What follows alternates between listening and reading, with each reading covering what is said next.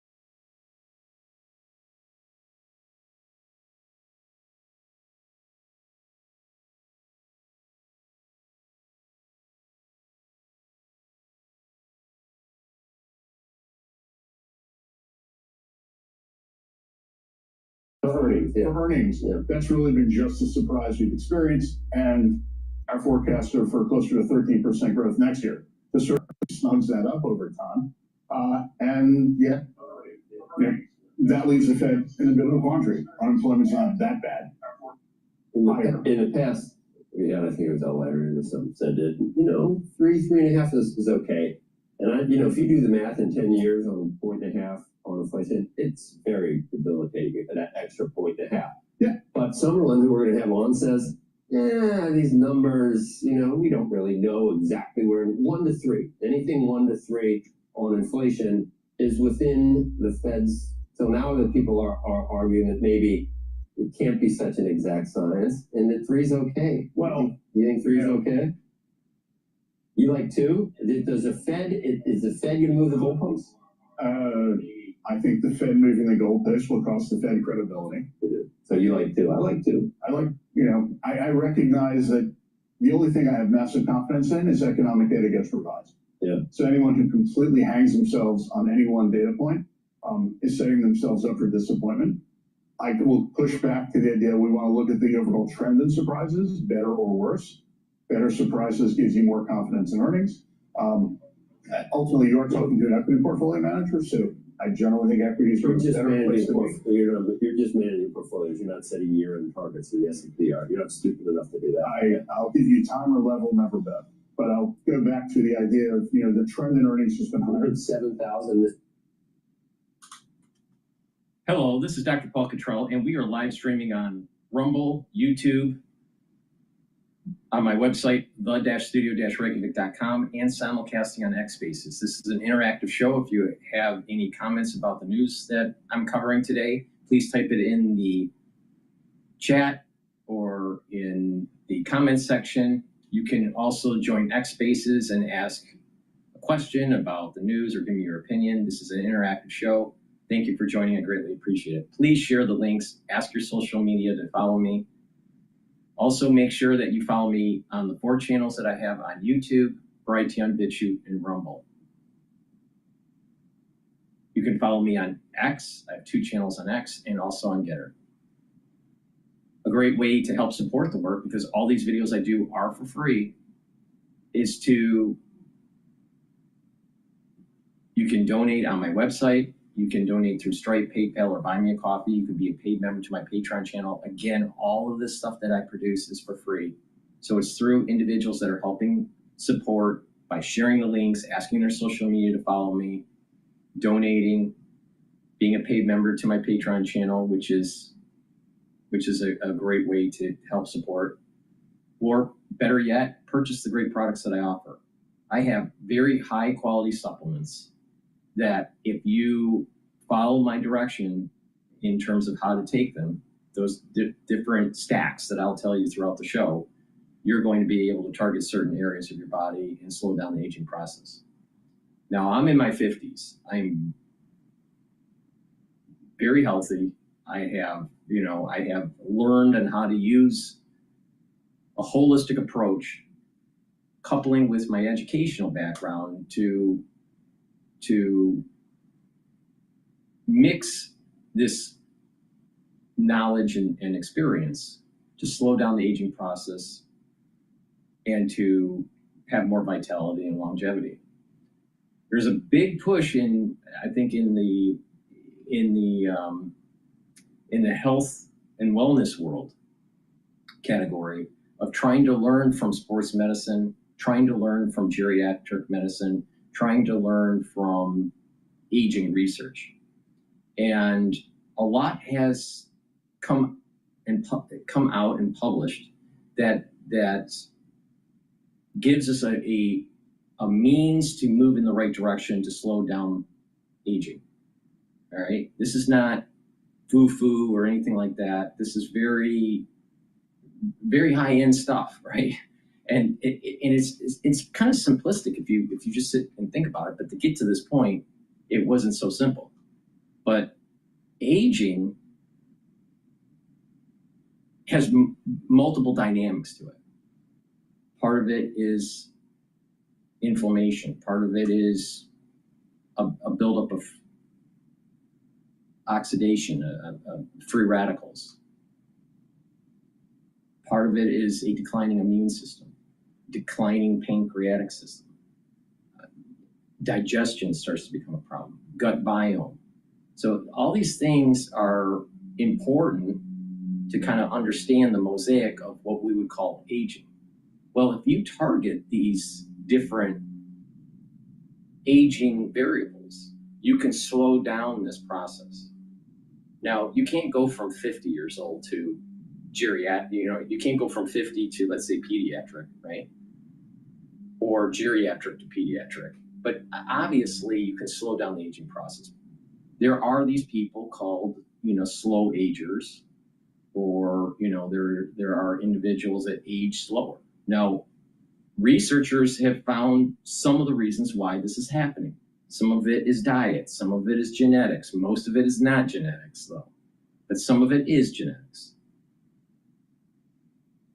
Some of it is epigenetics, all right? And genetics is like your DNA, right? Your DNA and what's your composition for a certain gene, what's your sequences for certain genes.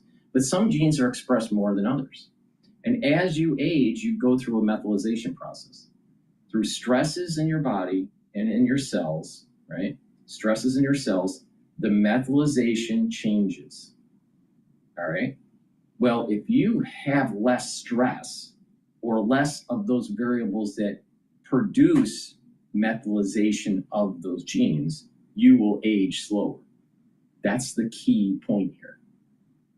So if you bring down free radicals, if you bring down inflammation, if you boost up the health of the mitochondria, you're not going to methylate your genes as you go to these different milestone gates for your genetics. So it's really epigenetics, not genetics. Some aging is genetic, all right, some, but a big part of it is epigenetic.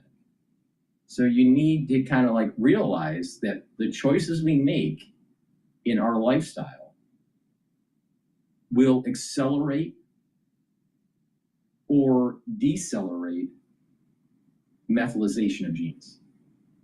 Now, if you want to anti-age, you want to decelerate the methylation process. If you want to age faster, well, continue on a stressful life and bad choices. So I will tell you how to do this.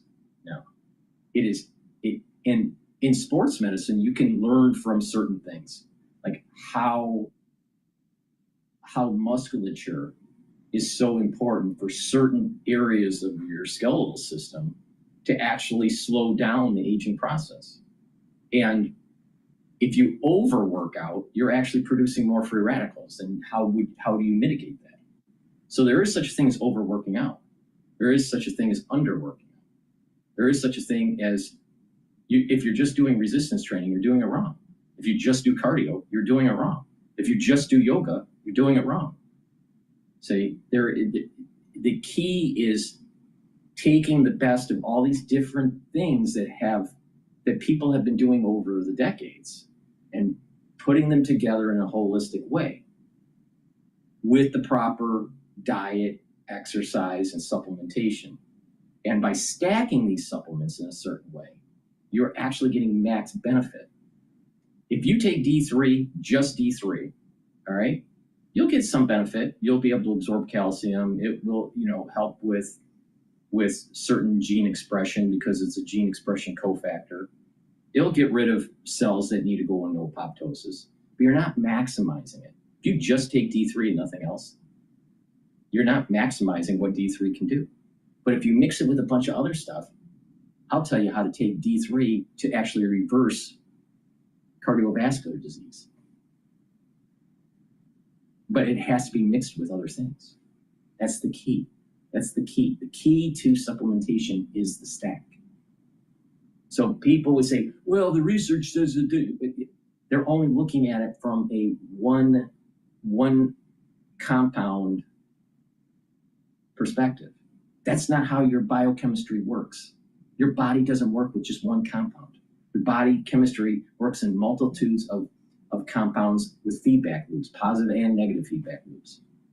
The body is a very complex system.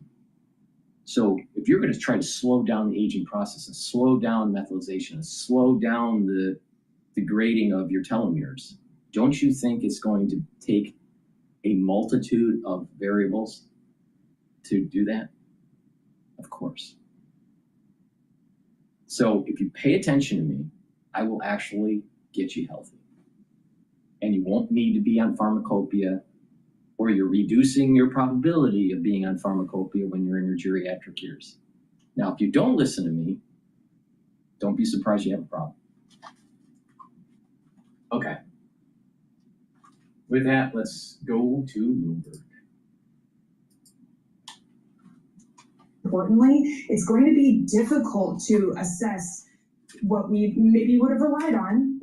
How does trade impact goods relative to How does the economic cycle impact things like services? We are seeing trade impact to both sides of the data here. Lauren, I got to ask you about Scott Bessen's comments yesterday on surveillance that any model shows that Fed funds rate should be lower by 150 to 175 basis points. John Authors today says this is breathtaking. He says that with current effective Fed funds rate at 4.3%, Bessen is suggesting it should be around 2.6. Over the past 70 years, the rate has never been that low, with inflation as high as it currently is. We had core CPI at 3% yesterday. So apparently any model now shows the U.S. monetary policy has been misguided throughout that entire period and needs to be changed. What do you think as an economist?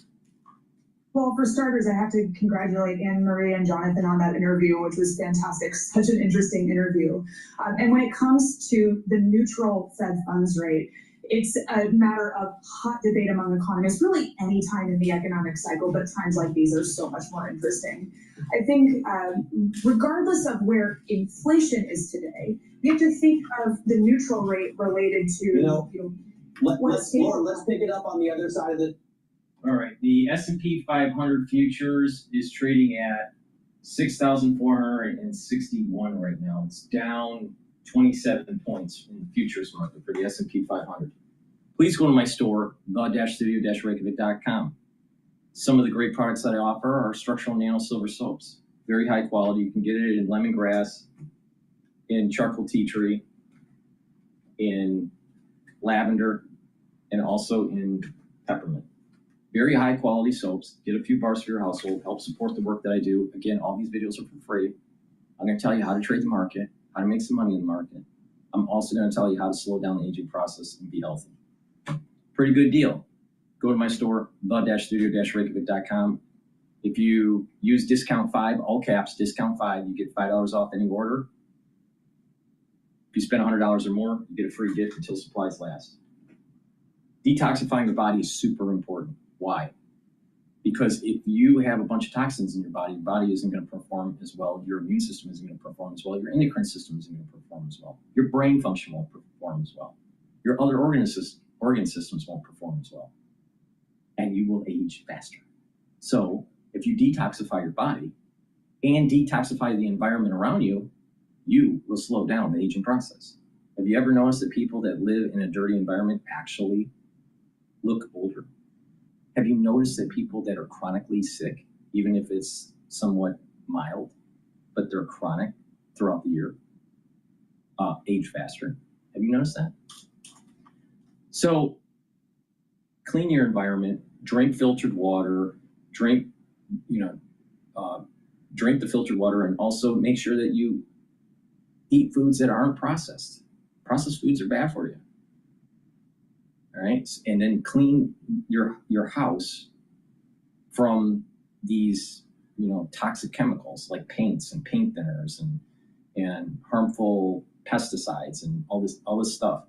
If you have to have them in your house, put them in a double layered container so it's not decasting, because a lot of people don't realize when you're in your house, you're breathing in small, minute concentrations of this in your air.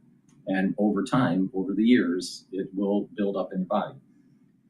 Zeolite is going to bind to heavy metals, toxins, and chemicals, including forever chemicals, and is going to be able to bind and allow you to urinate them out within 6 to 8 hours. It works better if you detoxify your body every day. Now, you do that by taking 3 small drops of zeolite. The market just opened. So 3 small drops underneath your tongue and drink the filtered water. Do that every day. Some people prefer a heavier detox. To do that, you use 10 drops, small drops underneath your tongue. Drink the filtered water until the bottle's done. You do that once or twice a year. I prefer to do the detox every day because you're exposed to toxins all the time. So it's better to just go through a maintenance dose. So please go to my store, the-studio-reykjavik.com. Link is in the description of this video. Get the zeolite, very high quality way to detoxify your body. There's other ways that I will talk about throughout the show on how to detoxify your body. Use discount 5, you get $5 off any order. Spend $100 or more, you do get a free gift until supplies last. Now let's go over the market right now. So the market The S&P 500 is at 6,445. The VIX is at 15. The Euro USD is trading at 1.16, so actually the dollar is a little bit stronger compared to yesterday. Oil's trading at 63.61. BITO, which is the long ETF for Bitcoin, but it's a leveraged ETF with a leverage decay, so you got to be careful with that. It's trading at 21.42. Bitcoin is trading at 118,000. USD Japanese yen is trading at 147. Now, the indicators for stress in the equity market is if the yen starts to strengthen. So if you get closer to 140 on the yen, that's bad. All right, bad for equities, usually. If the VIX starts to go above 20, bad for equities. But because the VIX is below 20, it's at 15, and the yen is at 147, that's risk on. Even with the bad inflation, we'll go over that. So my target for the S&P 500 is still at 6,800 to 7,000 for year end, okay? And we'll reevaluate. At that time, you may want to take a little bit of money off the table and wait for a little bit of a correction and then redeploy.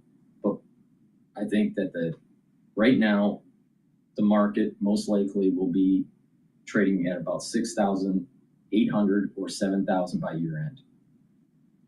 The Federal Reserve, the question will be, will they do a quarter point or a half point based on this new data that came out? Yesterday, CPI data came out. So yesterday or the day before? I think it was the day before. But CPI data came out, Consumer Price Index for inflation. That came out a little bit more than expected, just a little bit. And for month over month. And the year to date was a little higher, and the annualized, so year-end projection for this year is projected to be at 3.1%. The Fed target is 2%. So the question is, will they cut if inflation is at the 3 handle? Most likely not, all right? But if they do cut, it will be a major accelerant for equities. So there's a big question mark, will the Fed cut this year or not? Now, today, the PPI came out. So the prices of wholesalers and producers, what their price part of this increases, all right? Now, that was expected to be at 0.2 or 0.3, and it came in at 0.9. So it's much higher. So the big question is, why? And we'll go over this, but some of the data, big part of the data, was showing that services was actually driving the number. Well, if it's services, you don't import services. So why are services increasing while other stuff is not increasing as much? Why is services increasing so much? That's a big question. All right, and probably these companies are playing games. They're increasing because they're trying to fly underneath the radar, saying, "Oh, inflation," and they're raising their prices for services. Now, if you anecdotally look at some of this stuff, and you look at what's happening where you're shopping, either in the mall or in small towns or maybe even online, you're probably starting to see a lot of stores, especially online, doing these major discounts. Well, if that's the case, if they're doing major discounts, then that's probably not going to show a real inflationary pressure. If you're looking at core inflation, which is removing food and removing energy. So if you're looking at core inflation, on services that are going up, but some other items that you're purchasing for home may be going down if you're savvy with the sales that are taking place. It's going to be interesting what the real number will be at the end of the year. Will it be at 3.1%, or will it be below?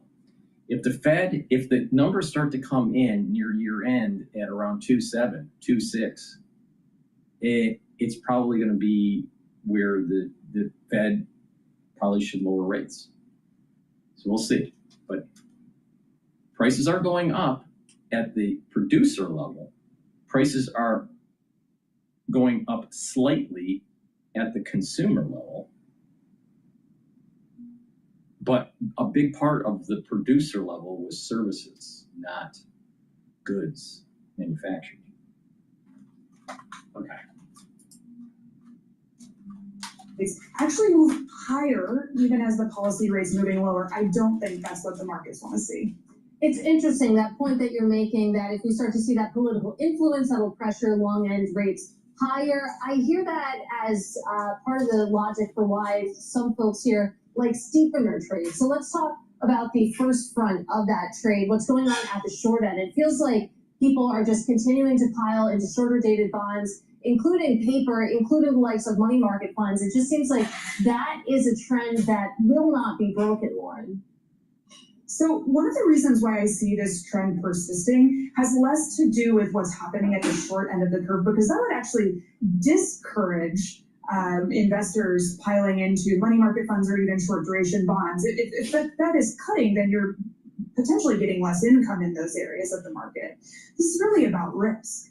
See investors that with facing valuations in equities that are high, that might be looking to build some resilience.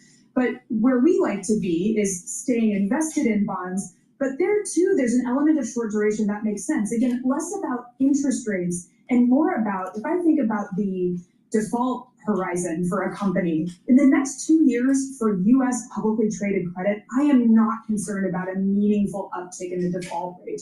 I might be concerned about credit spreads widening, but when it comes to the ability of these companies to pay their debt, to pay a coupon, I'm not concerned about that. And that's an interesting income generation opportunity. Yeah, absolutely. Even with spreads super tight right now, Lauren, we have to leave it there. Always great to speak with you. That is New York Life Investments economist and chief market strategist, Lauren Goodwin. Meanwhile, we're just about 7 minutes into this trading day, so let's get a check on this stock market. Only down about 0.2% on the S&P 500. But what's interesting here is that breadth is super bad right now. You only have 66 names in the green, well over 400 in the red right now. The companies that are trying to move higher today, you have Amazon, Apple, Netflix in the gainer seat, but very small moves overall. Take a look at the downside. This is where things really get interesting. NVIDIA lower by just 0.5%, but this company is so big that that is your biggest weight on the index. Deere, we know that they delivered some pretty disappointing earnings. You can see that reflected in the move today. Tesla, Meta, Home Depot, Tapestry, the list goes on. So this bad breath, you're going to see it when you look at sectors as well. You have one lone gainer today. That is consumer discretionary, but take a look at all this red. Right down at the bottom, industrials, real estate, and materials fighting for biggest loser today. Materials currently in that position, down over 1%, Matt Miller.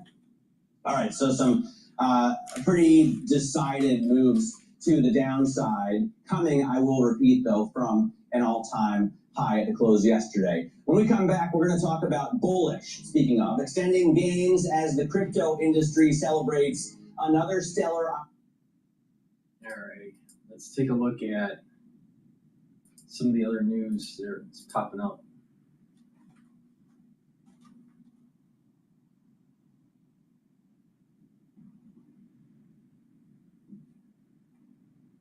Let's go to CNN and their take on the inflation increase. Imagine bringing your side project to life just by thinking about it. Meet Base 44, a complete AI creation platform. Breaking just a few moments ago, key new data showing wholesale inflation heated up last month. That's a potential sign for the prices consumers may see on store shelves in the months ahead. Let's bring in CNN's Vanessa Yurkevich, who has been tracking all of this. What are the headlines here? Yeah, this report just out showing that the prices that businesses pay has heated up. So you're looking at a year-over-year change of 3.3%. The estimate was an acceleration to 2.9%, so obviously above that. And then on the monthly basis, the estimate, what people expected was 0.2%. That's coming in at 0.9%. Wow. So quite a bit higher than what was expected. We are seeing increases both on the goods and services side. So the products and then the services like airfares or hotels, all of those categories on the rise. And you can see that uptick just right there in the month of July. No, think about that. No, you gotta break this. When you're looking at this data, it's not so cut and dry. You gotta kind of like dive in, look under the hood, right? So if the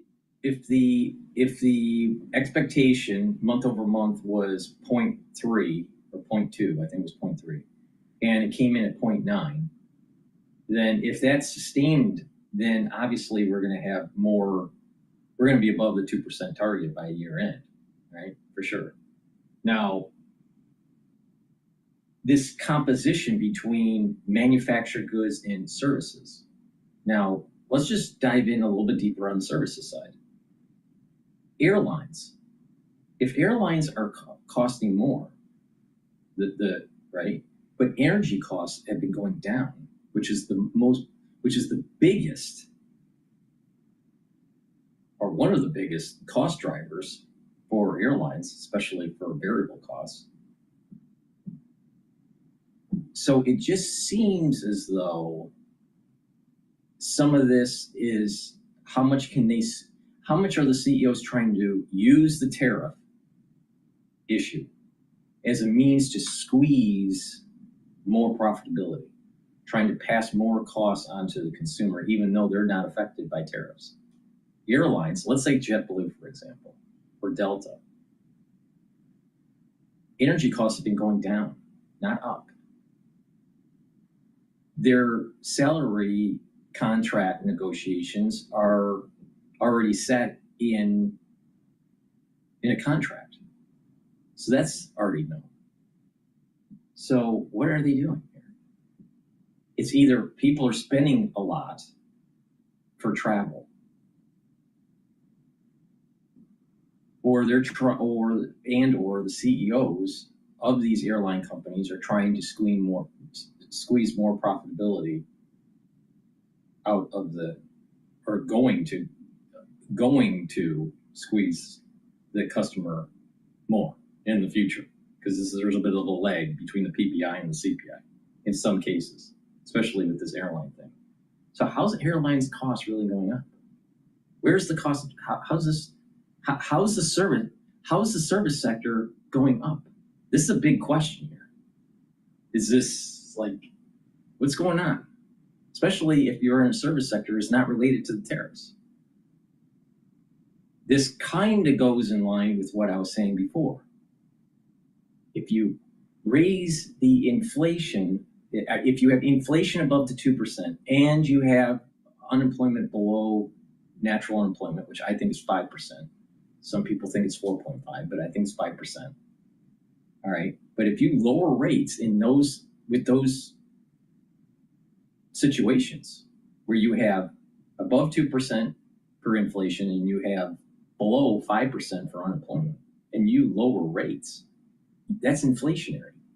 So we may be seeing what the CEOs are predicting is that there's going to be an over demand for their products, right?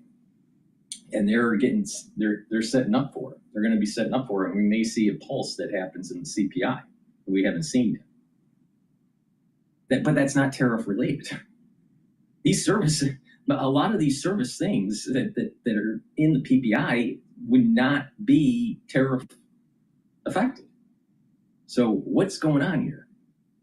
I don't know. So let's just keep on listening here. But it's important to understand that 0.9%, a good component of it was services.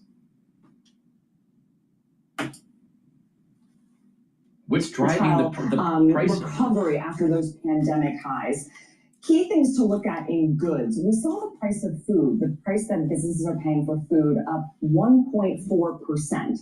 And look at this. This is interesting. Fresh and dry fruits and vegetables, kind of a category that is interesting to look at because we import a lot of vegetables, but not from countries that are heavily tariffed. So there's something else going on, but this accounted for a quarter of the increase of all goods. This could be because of 25% of the PPI number increase was due to fresh and dry fruits and vegetables.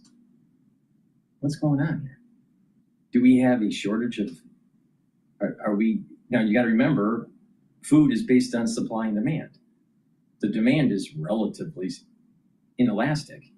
The supply could be affected by droughts, floods, whatever. Are we starting to have a problem with our food supply? What's going on here? And it's not affected by tariffs? So 25%, as she said, 25% of the increase, which is 0.9. 25% of that, which is 0.225. So let's just round it, 0.23. 0.23 of increase in inflation is because of food. Why? Why? Where is this coming from?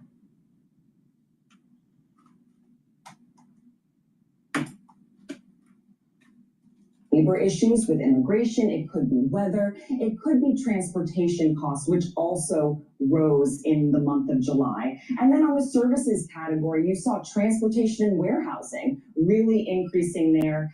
Trade services, these are the margins that businesses take in. Those actually grew, and that is because maybe they're passing more of their costs down to the consumer. And then finally, in terms of travel and accommodations, on the rise again. So you're seeing hotels up 3.1%. But if you see there, look at that dramatic increase. Think about in it. the month With airlines and hotels, prices go up only if there's a demand.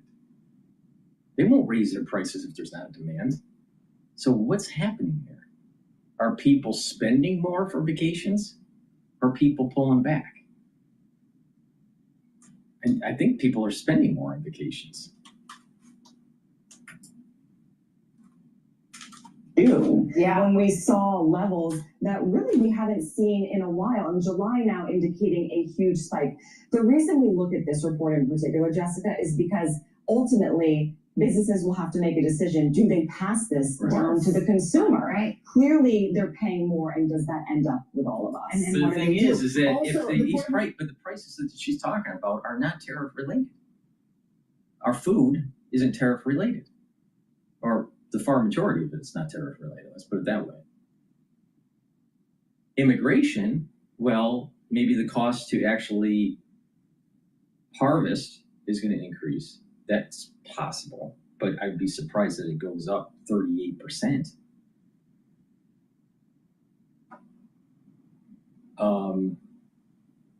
Transportation should be lower because diesel and gas and natural, those are all going down, not up.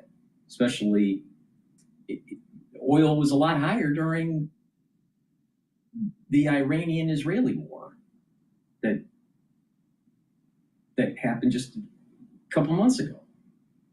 So why is it that transportation is more expensive? That doesn't make sense. Why? I mean, the big driver is energy. So something doesn't seem right unless the economy is more, there's more demand in the economy. If there's more demand in the economy, I can see this happening.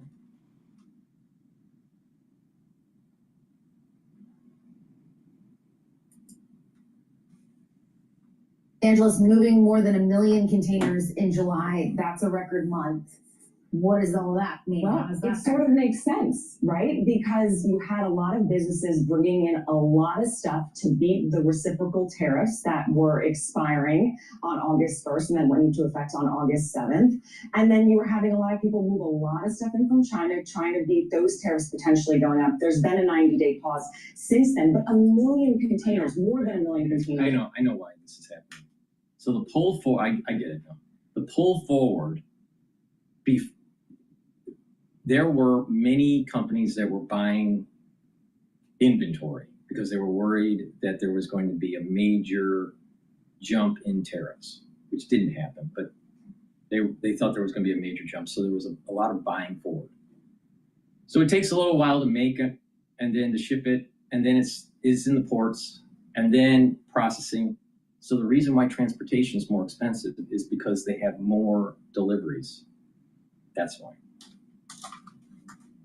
Because there's a certain supply that's inelastic of the number of drivers you have, truckers, the amount that you can put on a train, right? So the whole transportation sector has had a surge of demand. So because of that surge of demand, because of the pull forward, prices went up. So that would explain why transportation's up. And that may actually explain, depending on how they do the data for food and dry foods, if that is including transportation costs or not. If it is including transportation costs, then it's starting to make sense that why the food's more expensive. Moved in the month of July at the Port of Los Angeles. That's an 8% increase from the previous year and really trending up 5% on the year in terms of imports that they're bringing into the port. Gene Soroka, the head of the Port of Los Angeles, said, though, that he believes that the surge is behind us. He believes that surge was because people were trying to get stuff in before those tariffs rose, but likely the rest of the year will kind of resume back to normal levels. But not surprising that we saw this increase in inflation for businesses, given that they were buying so much and bringing that in and at a higher rate. Right, and so as you know, the question now is who pays, who does the consumer pay for that How as much well? can they take on? Right, all right, Vanessa, thank you so much. Kate? It's not just how much they can take on, it's how much will be passed over. And it's going to be approximately a third. This is already baked in. It's approximately a third. In some categories, maybe a little bit more, in some categories less, but approximately a third on the average. All right, so the PPI is because of the pull forward pulse that took place. But it doesn't make sense about services. Some of the Right now, for services, some more important. some of the services, like airlines, why airlines? That must be demand driven. Now, for the ones that are listening, maybe you can type in the chat, or the ones that are listening on X Spaces, you can type in or just ask for the mic. But in your environment, in your circle of friends or family, are you spending more, or are people around you spending more than usual for vacations? I'm curious, because why is it that why are airlines and hotels more expensive? That would only mean that there's a demand. Now, it's the summer months, that's true. So maybe this is seasonal. Maybe this is a seasonal issue for that. But is there an additional demand pulse? From what I'm noticing, I think there's less people actually vacationing, or at least pulling back on what they would normally spend. I think there's a pullback, not a push forward in spending for vacations. Context on this is the senior markets reporter at Axios, Madison Mills. Thanks for coming back in, Madison. Okay, so producer price index, an important read.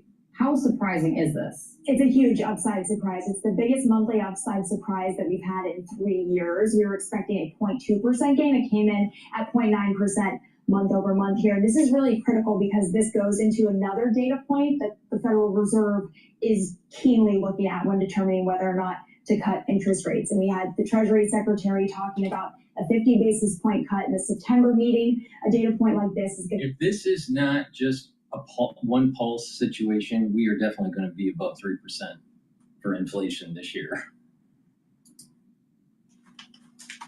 That very difficult for the Fed to justify. Another data point that they're taking into account, and everyone has to, is so after Tuesday's not as bad as it could be consumer prices reading, added together with this, what is the picture that it's painting? What story is this telling? Well, it's telling a story of a market where we're going to continue to see prices going up. The CPI print that you mentioned, that's more backward looking than this data. This tells us how producers, how companies are thinking about pricing going forward. So it's more of that forward-looking data, and it's painting a picture of prices going up. You were just talking about the Port of LA as well, and how we did see companies pulling forward their inventory. So maybe they didn't have to raise prices so much previously because they had stuff bulked up, and now we're starting to see the impact of that. They pull it in, and then you will then see the consumer prices obviously going up eventually when that slows down, which gets me to what we have heard from the White House and the president, because whenever we have the White House on, they are very adamant that prices are not going up. I mean, they believe that prices are not going up, and that's what they see. Because of that, the president has been lashing out over and over again against anyone who says that they are. That includes, of course, last week, Goldman Sachs, he reached out via social media to the Goldman Sachs CEO and said that he should fire his lead economist over a report on tariffs that he didn't like. And yesterday, Goldman Sachs pushed back. Let me play this. We stand by the results of this study. Our conclusion is that U.S. businesses have borne most of the tariff costs so far because it takes time to negotiate lower import prices or to pass price increases along to consumers. But if the most recent tariffs, like the April tariff, follow the same pattern that we've seen with those earliest February tariffs, then eventually, by the fall, we estimate that consumers would bear about 2/3 of the cost. And by the fall, we're definitely going to have some answers to that. I don't think it's going to be 2/3. I think it's going to be 1/3 because there's going to be the savvy buyer is going to look for sales. They're going to wait. They're going to postpone their purchase until a sale comes, and then it'll go back to the normal rate. So no, I don't think it's going to be 2/3 the consumer. I think it's going to be a 1/3. There's too much competition. This really is the president. The move of like fire your economist because I don't like their read, or I'm going to fire the head of the BLS because I don't like the July jobs report. That level of doubt and uncertainty that it injects into the economy. Are we seeing evidence of that? Well, it's difficult to parse at the moment is you talked about the CPI numbers this week. Those looked pretty good for the White House on the inflation front, but then today's numbers showing the opposite story. They're showing a story of prices going up. So it's difficult to suss out how the White House feels about the data when, depending on how good the data is, their messaging might shift. Going forward here, what I can tell you is that I like talking to people at these companies because they can tell me how they are viewing prices, and it seems like it's very company specific. You just heard in that soundbite, it's sector specific as well. In today's data, it looks like wholesale manufacturers on things like machinery are really struggling with tariffs. And so it's going to be that kind of detail going forward that's going to help us determine where prices are getting higher at the most. But an important read today to add in some more facts and data to this picture. PPI coming up higher, CPI a little bit higher than expected, but not too bad. It's actually, the CPI was good on Tuesday, PPI bad for inflation targets. This all being amalgamated in an econometric model is going to tell the Federal Reserve lowering rates is probably a bad idea right now. Please go to my store, the-studio-reykjavik.com, get the cleanse. This is 30 parts per million. This is part of the first pillar of the core protocol, of the four-pillar protocol. The first pillar is taking max 35 or max 14 or cleanse. You take a teaspoon a day, swish it in your mouth, gargle, 20, 30 seconds, and swallow it.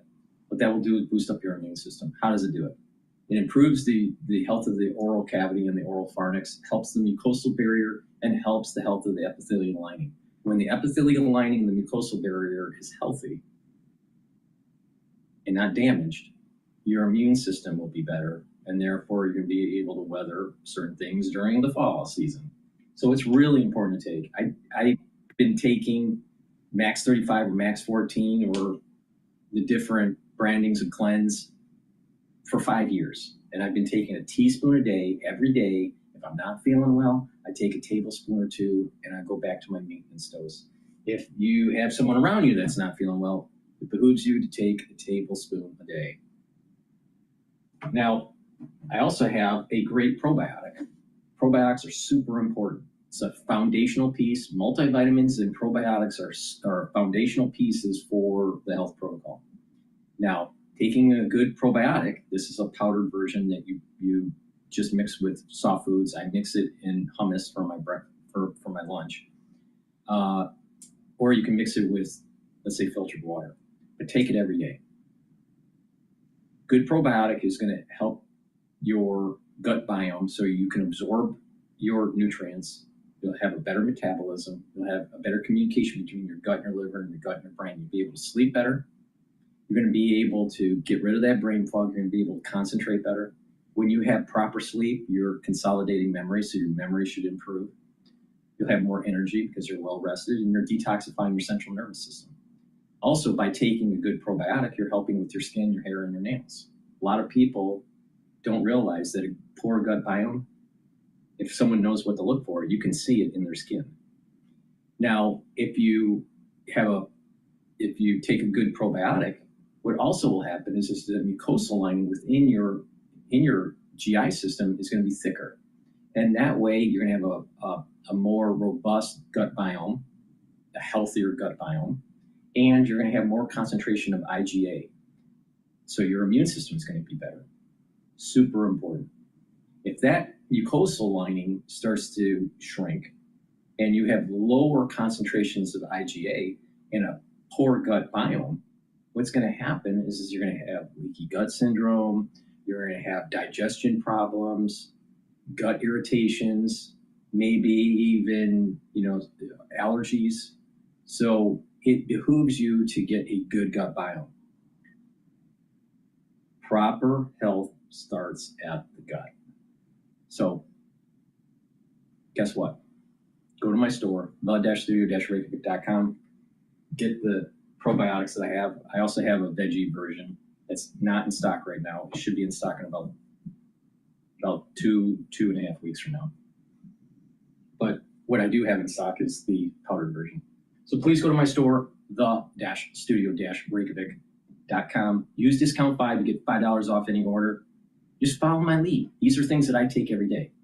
And you're going to slow down the aging process, and you're going to get healthy. You're going to be tired. You're going to be amazed. You'd be amazed if you haven't been taking probiotics and you start taking probiotics. You're going to be amazed in just the energy levels, and you're going to be amazed at the health that it starts to produce for you. So get healthy. All right, you can do this. It's not that hard. So just follow my lead and get the high quality supplements that I have on my store, the-studio-reykjavik.com. The link is in the description of this video and all my videos.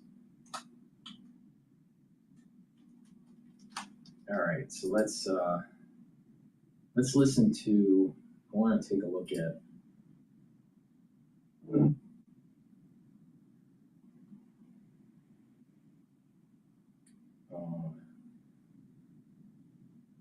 okay, this is CNBC's take when the read came out for the wholesale prices of 0.9% in July.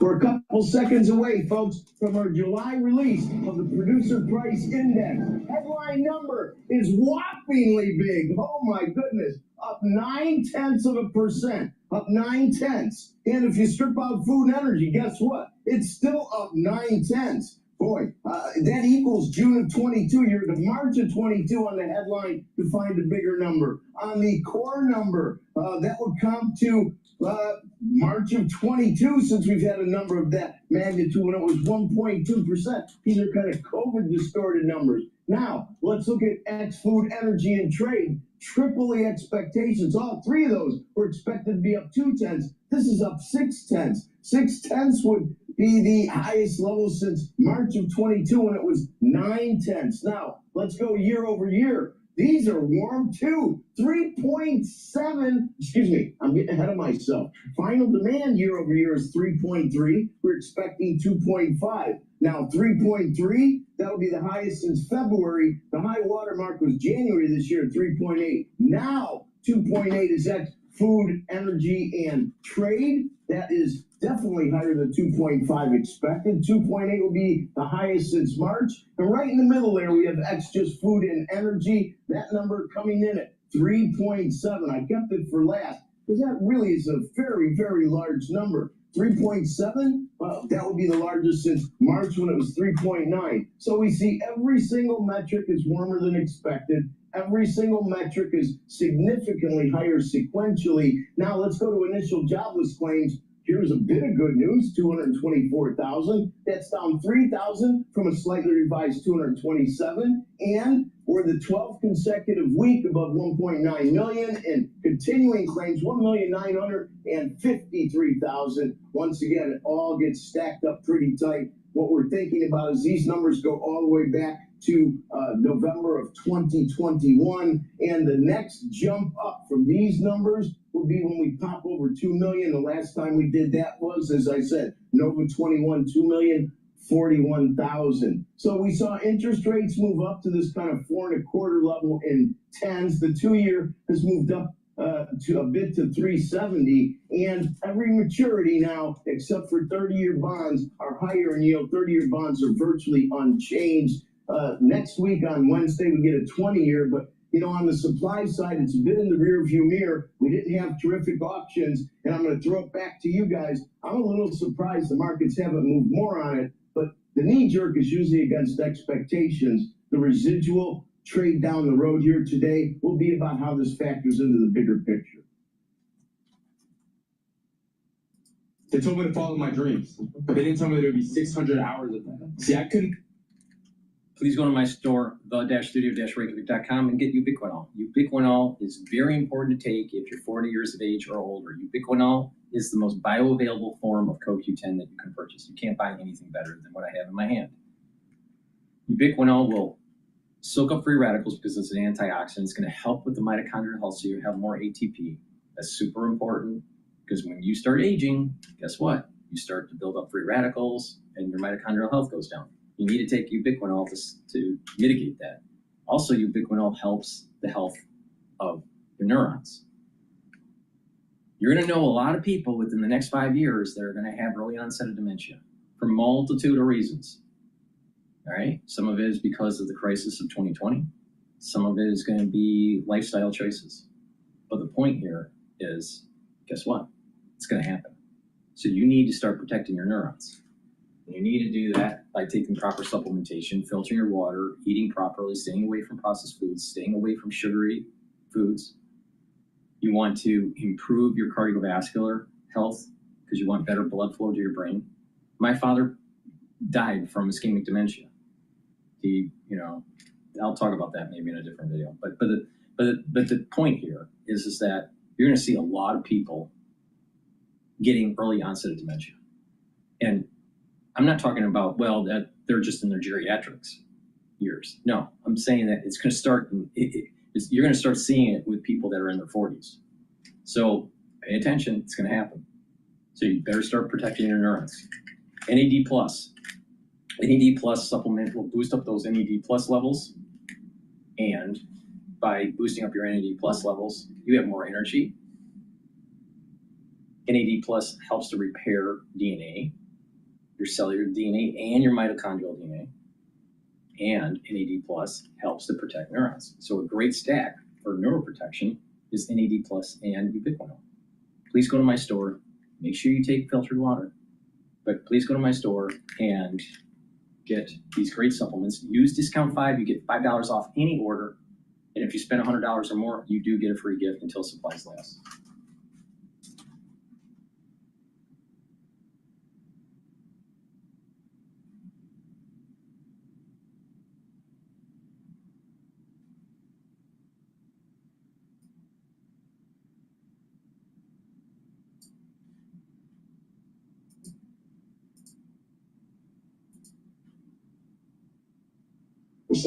For on-demand news 24 hours a day, subscribe to Bloomberg News Now wherever you get your podcasts. I'm Charlie Pelleton Dent. is a Bloomberg Business Flash. All right, Charlie Powell, thank you so much. We appreciate that. The inflation news front and center here for the markets here, as Charlie was just reporting. A little bit of red on the screen here. Let's take a look at some of the stocks that are on the move today. I'm Paul Sweeney alongside Lisa Mateo. We're joined by Bloomberg's Red Brown Red. What are you looking at today? Yeah, first on my radar today is Tapestry. They are the worst performing stock in the S&P 500 right now. That's the owner of Coach and Kate Spade. Shares are down around 17%. That's the steepest intraday drop since August of 2023. So that's really coming off the back.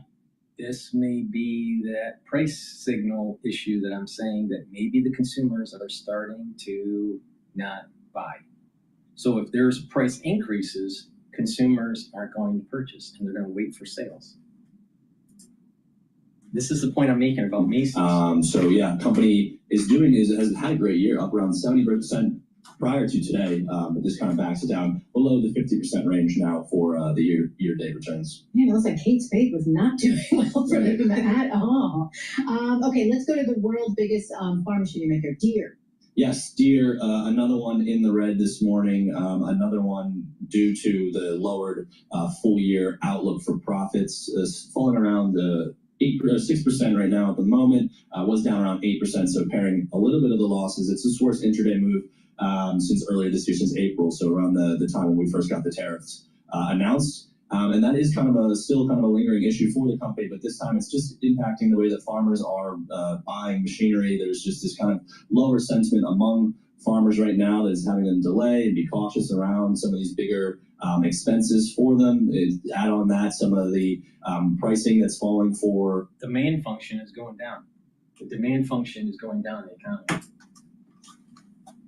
At the moment. And that lines with what we heard yesterday on this program. We spoke to Brian Ph.D, who is a farmer in South Dakota, and we're talking to him just about the state of the farmer, and he says it's tough out there because crop prices are down, commodity prices are down, but his costs are rising. Fertilizer, labor costs, even the interest rates hurt because they're all indebted. So tough times out there for the American farmer. Hopefully commodity prices will turn around here. How about Cisco? Yeah, Cisco, the big one for today. It is kind of flat at the moment. Shares were down around 4% at the open. The move comes after it offered its new fiscal year revenue guidance, looking around $60 billion at the high end for the full year. And some analysts were looking around for $61 billion. I think with any company that has mentioned that it will have some AI exposure, that becomes a little bit increased expectations, higher optimism. So this may be just disappointed slightly. Again, shares are kind of flat at the moment, so we'll see how this plays out. It did report that they had $1 billion in sales related to AI for last year. Maybe that's not enough for some people to kind of jump into the stock at the moment. Couple that with a little bit of concerns around how competitive the space is becoming with Broadcom, Hewlett-Packard, also kind of taking aim at the same markets, and maybe that has kind of dampened some of the optimism around Cisco. All right, great stuff. Always appreciate getting your thoughts here on the earnings front. Red Brown, earnings reporter for Bloomberg News, joining us here in our Bloomberg Interactive Broker Studio. And for more conversations like this, subscribe to our new Stock Movers Reports. Listen for 5-minute radio reports on the biggest winners and losers in the stock market. Subscribe to Stock Movers on Apple Podcasts, Spotify, or anywhere you listen. PPI data today came in much hotter than expected. Initial jobless claims came in right in line with expected. But of course, it's all about inflation. It's all about how this inflation may impact what this Federal Reserve does. Let's check in with Enda Curran. He's a Bloomberg Global Economy reporter. And we've had a little bit of time to digest some of this PPI data. On a headline basis, it looks like producer prices came in much higher than expected. What's happening? It was the highest 0.9% on month, which is the biggest increase in 3 years, as you're saying there, Paul. So on a headline basis, that's a big number. Under the bonnet, it's been driven by services. You have financial services margins pushing up that figure, probably reflecting the stock market boom. And on the other side, there's retail and wholesale margins. And this is where things get into the weeds pretty quickly. There are some views that perhaps that side of things is reflecting rising cost pressures linked to tariffs. Maybe those tariffs are starting to be passed on. So there's a little bit of something for everyone in this PPI reading. But I think the overall takeaway is that, quite apart from yes on a headline basis, it's much stronger than expected. It also kind of leans into the idea that we don't yet know exactly how this tariff story is going to impact inflation. Since some economists say the Fed is correct to be holding on to this wait and see mode when you see a data set like this, because we don't yet have complete clarity. At the very least, we know there are price pressures from tariffs, no doubt about it. Economists are warning more is to come, more is expected over the months ahead. But it's very much almost at this stage, take it 1 month at a time, trying to get a clearer handle on this. Yeah, and then can you break down that a little bit more? What about the extent to which companies can pass that burden from tariffs onto consumers? Yeah, well, it's obviously, Lisa, it depends on the product, and it depends on their company margins and the sector. Broadly speaking, there have been, there are two camps on this. There's one camp that says, look, companies can absorb this in their margins. Either they're a seller on the other side of this trade can absorb some of it, and the company can absorb some of it. Margins have fattened, since the pandemic years due to inflation and everything else. There's that camp. And then there's a camp that saying, no, companies can only absorb this for so long, and then they'll have to start passing it along to the end customers. And I think that's probably where we feel like we are in the debate at the moment. Some of this is starting to leak through. The question now of how much it is passed on. And remember this argument that with inventories having been stocked up earlier in the year, as those inventories come down, companies have to restock at higher prices and pass on those costs, pass on those goods at a higher cost to consumers. So the thinking is this tariff inflation will surface in the months ahead. Now, the White House, of course, pushes back strongly on that. They don't see any tariff inflation in these figures. But I think if those sitting in the middle of this debate say it's going to take a few more months yet to get clarity on the extent of how tariffs are affecting overall prices. Yeah. So the question is, what percentage of these tariffs is being, eaten by companies, by exporters, even by importers, and then by consumers, and that's kind of where the analysis seems to be now. And of course, Goldman Sachs came out a couple of days ago and said it's not too bad now for the consumer, but they think throughout the year and into next year, it's going to get increasingly difficult for consumers not to be paying higher prices. The president called out that report as he did not care for that report, did not support that. And we even spoke to Anna Wong from Bloomberg Economics just a moment ago, and she says she does not believe that it will be rising too much more for consumers. So we'll have to see how that plays out. And then we also had initial jobless claims. I don't know, kind of came right in line with the expectations, it seems like. So it seems like the labor market's kind of hanging in there. Is that your take? In line with expectations. I mean, I don't need to relitigate the debate now, the contentious debate about the state of labor market data. But again, there are two camps in this. There are those who say, look, labor data is clearly softening, as we saw with the revisions for the previous months in the non-farm payrolls, indicating a slowing economy. And then you have those saying, this could just reflect the immigration crackdown story, slowing population growth, slowing number of people entering the workforce, slower number of jobs being added, and they point to the fact that companies aren't necessarily letting off staff in a wholesale way, at least in terms of mass layoffs. So again, complicated debate. It's going to take a few more months to get a cleaner read on the jobs market. And all this data, of course, playing into interest rates. So what kind of information in the last 20 seconds or so will the Fed cut rates? Well, the market seems to be keen that they'll go 25 in September. We do have Fed Chairman Jerome Powell speaking next week at Jackson Hole. That'll be a big one to watch. And thanks so much. Appreciate it. And the current global economy reporter for... All right. So the market update here is the S&P 500 is trading at 6,461. VIX is trading at 14.82. Euro is trading at 1.16. Oil is trading at 63.53.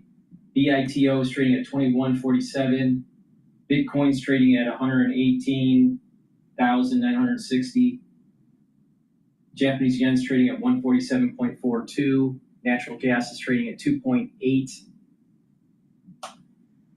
So let's go over some of the resistance points and the targets. So the S&P 500, I have a year-end target of 7,000 or 6,800, especially if the Federal Reserve lowers rates by a quarter point. So right now, if you're trading the S&P 500, you are going to probably see we're going to have a resistance point, a near-term resistance point at 6,500, and you're going to have a support level at 6,250. Now, BITO, which is for Bitcoin, BITO is a long ETF leveraged. The resistance, that's trading at 21.49. So resistance level is 22.50 and support is at right now we're at the support level at 2149. So if it breaks, if Bitcoin starts to go down, we're going to break that support level and we're going to have a new support level. Now, oil is trading at 63 handle. The trading range right now for oil is support level at 60, resistance level at 65. Now, I think what's happening with the oil market, because it was slightly elevated a couple of weeks ago, above the 65. I think what's happening is Trump is talking to the Saudis to actually bring down oil price to hurt Putin in the oil market, so he doesn't have as many funds to actually support the war in Ukraine. So I think this is tied to some geopolitical aspects to Ukraine here. Now, BOIL is an ETF for natural gas. Now, natural gas is trading at 2.82. So we're going to have a resistance level at 3, and we're going to have a support level at 2.814. And if that breaks, you're going to have another support level, major support level at about 2.5. Now that translates to BOIL is an ETF for trading natural gas. BOIL is trading at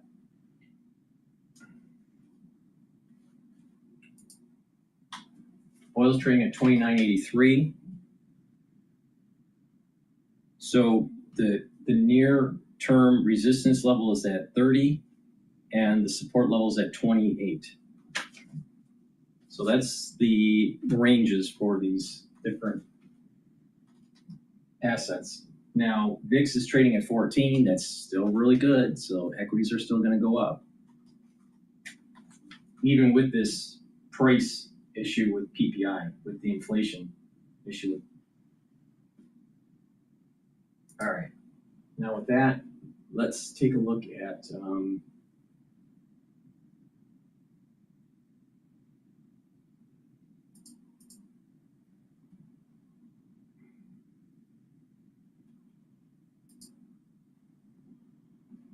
let's see if Today, Ether continues creeping. let's see if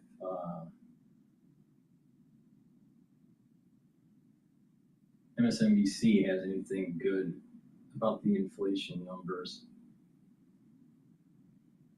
House majority. Mad Dash. No, let's go to Bloomberg here. And S&P down 9 now at 64.57. Little change from a record, down 0.1%. The Dow is down 132, a decline there of 0.3%. Nasdaq Composite Index down 19, drop there of 0.1%. I'm gonna go to CNN about Putin. Vladimir Putin voicing praise for the Trump administration's efforts to forge peace in Ukraine.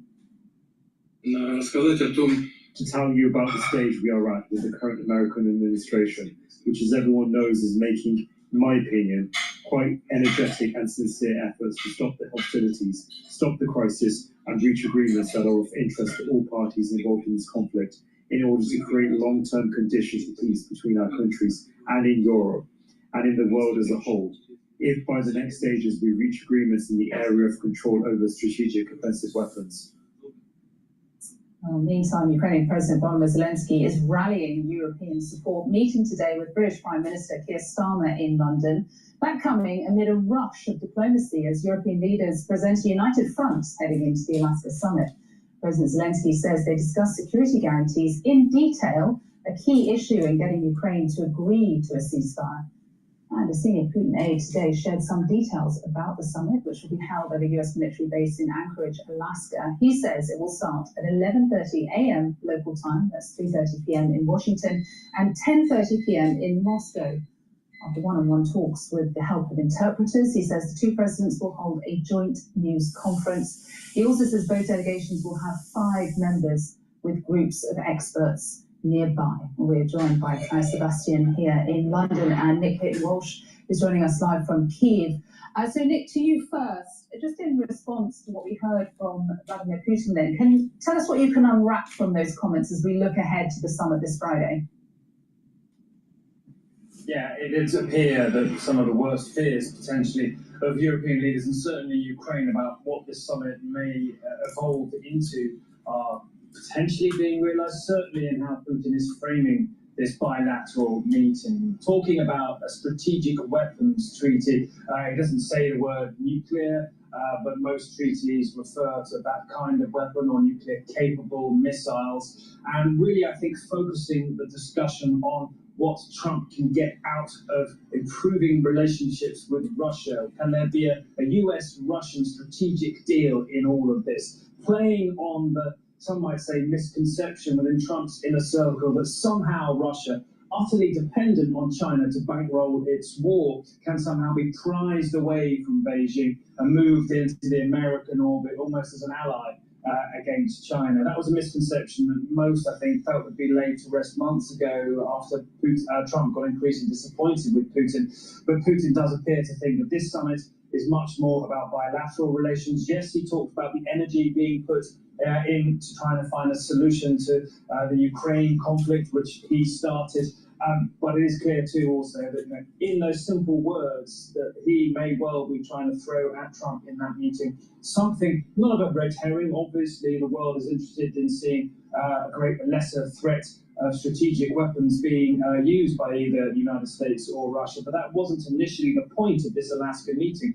That was the war in Ukraine. And so while it's entirely impossible, frankly, to predict how this meeting will go, and Trump appears to, when he speaks to his European allies, emerge tough, talking about very serious consequences. Yesterday, apparently, according to the German Chancellor Friedrich Merz, saying he won't be negotiating away Ukraine's territory. That's for Ukraine to do. Merz also talked about how serious decisions can be made at that meeting. So I think there's no doubt in the minds of Europeans what they want him to enter into that meeting thinking, or either that there could be some potentially unpleasant surprises between those two sides meeting without Europeans or Ukrainians in the room. And so Zelensky in Downing Street to again have another audience or feel amplified his concerns, for Europe to amplify their concerns again.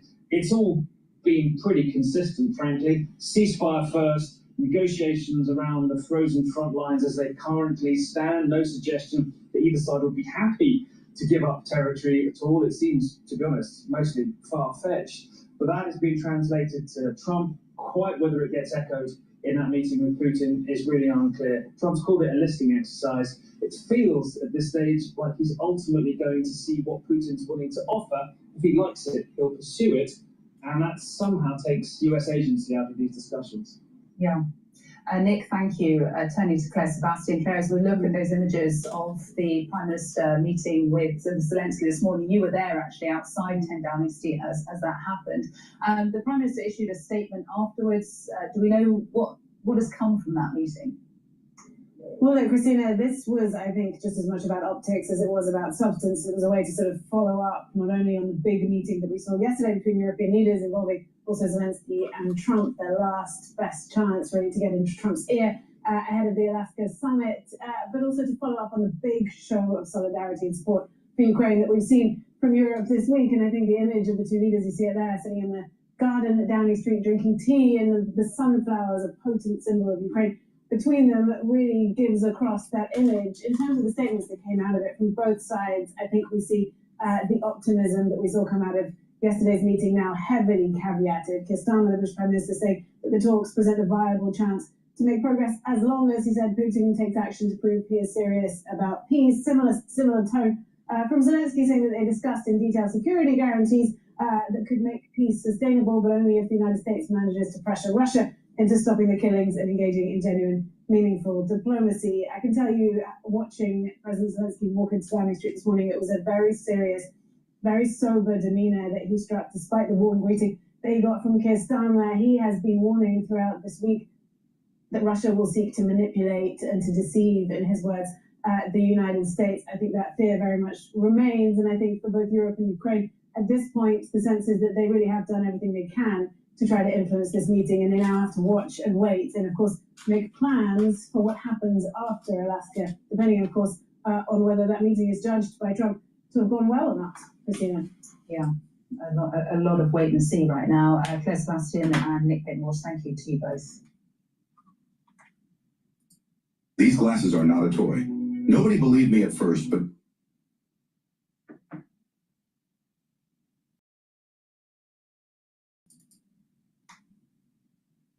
let's bring in our panel. The great Brian Kilmeade, host of One Nation, co-host of Fox and Friends. Well, wait, what One Nation? That's the one. And what about the radio show? Yeah, Brian Kilmeade show on the radio. You love doing this show. I love doing Donald Trump is on tomorrow. Whatever Brian does, I love to do. And Caroline Downey, National Review, staff, writer, all good. Brian, let's start with the war. So I guess this phone call with the EU, conference call with the EU, what I gather is there'll be no territorial decisions with Putin. The main thing Trump wants is a ceasefire. But as Alexandria Hoff mentioned, I mean, no other breakthroughs.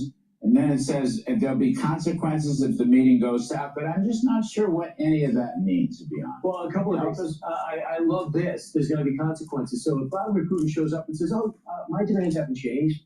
No EU, no NATO, the battle lines stay the same, and you can't have an army, can't have police force, and have elections. If that's the same, Trump's going to walk out and go, I just wasted my time, and they're going to be hit with those Senate sanctions or something that look like that. I got it. But what he said was so good. He was, I'm getting this started. The next step, and I want it to be right away, will be with Zelensky, and if they want me there, I'll go. So what he's trying to say is, I'm trying to make something happen. If he doesn't come to play, they'll be around vacations, but don't look at me. Okay, I'm trying to follow this very carefully. We know Putin wants to keep the territories in eastern Ukraine. Right? He didn't get what he hoped for. He didn't sweep through Ukraine. He didn't win over Kyiv. But he's got these territories. He still has the Crimea going back many years. Do you think Trump will give him those territories at some point, and in return for what? Well, I hope not, because I think that would be a pretty significant capitulation. I think what Putin has proven, Larry, is that he's very deceptive. He's misguided Trump this entire time. And I think Trump needs to follow his own advice from the art of the deal, which is know when to walk away from the table. And I also think we have to look at the long run. NATO specifically, I think NATO is going to continue to be a very powerful deterrent to Russian aggression, because I think Russia's goals are beyond just some of the territories that maybe have been conquered in this war, or wrongfully taken over, but it's the former Soviet Empire. I do think Putin still wants some of those old Soviet states, and I think that is his long-term ambition. And it's important that Trump remembers that. Can anybody, in all honesty, you're negotiating with Vladimir Putin. Is it possible to believe anything he says at any time? Well, I want to know how good the intelligence is to show you how desperate he is economically. Because how desperate is it that you need North Koreans to work in your factory? How desperate are you to beg Yemenis to go fight for you and North Koreans to go fight for you? How bad do you have to be off to say, hey, North Korea, I'll give you satellite stuff if you could just give me bullets? And hey, we're going to pay for a copyright for drones from Iran. My goodness, these are third world countries. They're a first world country. They're a first world army. We thought the best army, and they've been nothing but humiliated. They just don't tell their people that. The information hasn't gotten to their people of 150 million that die in society. So maybe he told Witkoff, and you would know, Witkoff, hey, I'm looking to talk. Can you set something up? He loves to talk. Because he loves to talk. That's his whole. But loves to talk. I don't think Trump's being deceived. I don't think Trump's being deceived. Because he said it. He goes, this guy's tapping me along. Trump is saying it. So if he does it again, there's going to be hell to pay. Well, oil prices are slipping lower, so that is an interesting thing. That says something positive might come from this. Let's have some more fun on this, though. We'll get out of the Ukraine-Russia war zone. The Texas legislative and gubernatorial Republicans are beating the goofy Democrats. They could pick up 5 or 6 new seats in the House, Caroline Downey. Politics, 5 or 6 seats in the House for Mike Johnson. That'd be a hell of a win.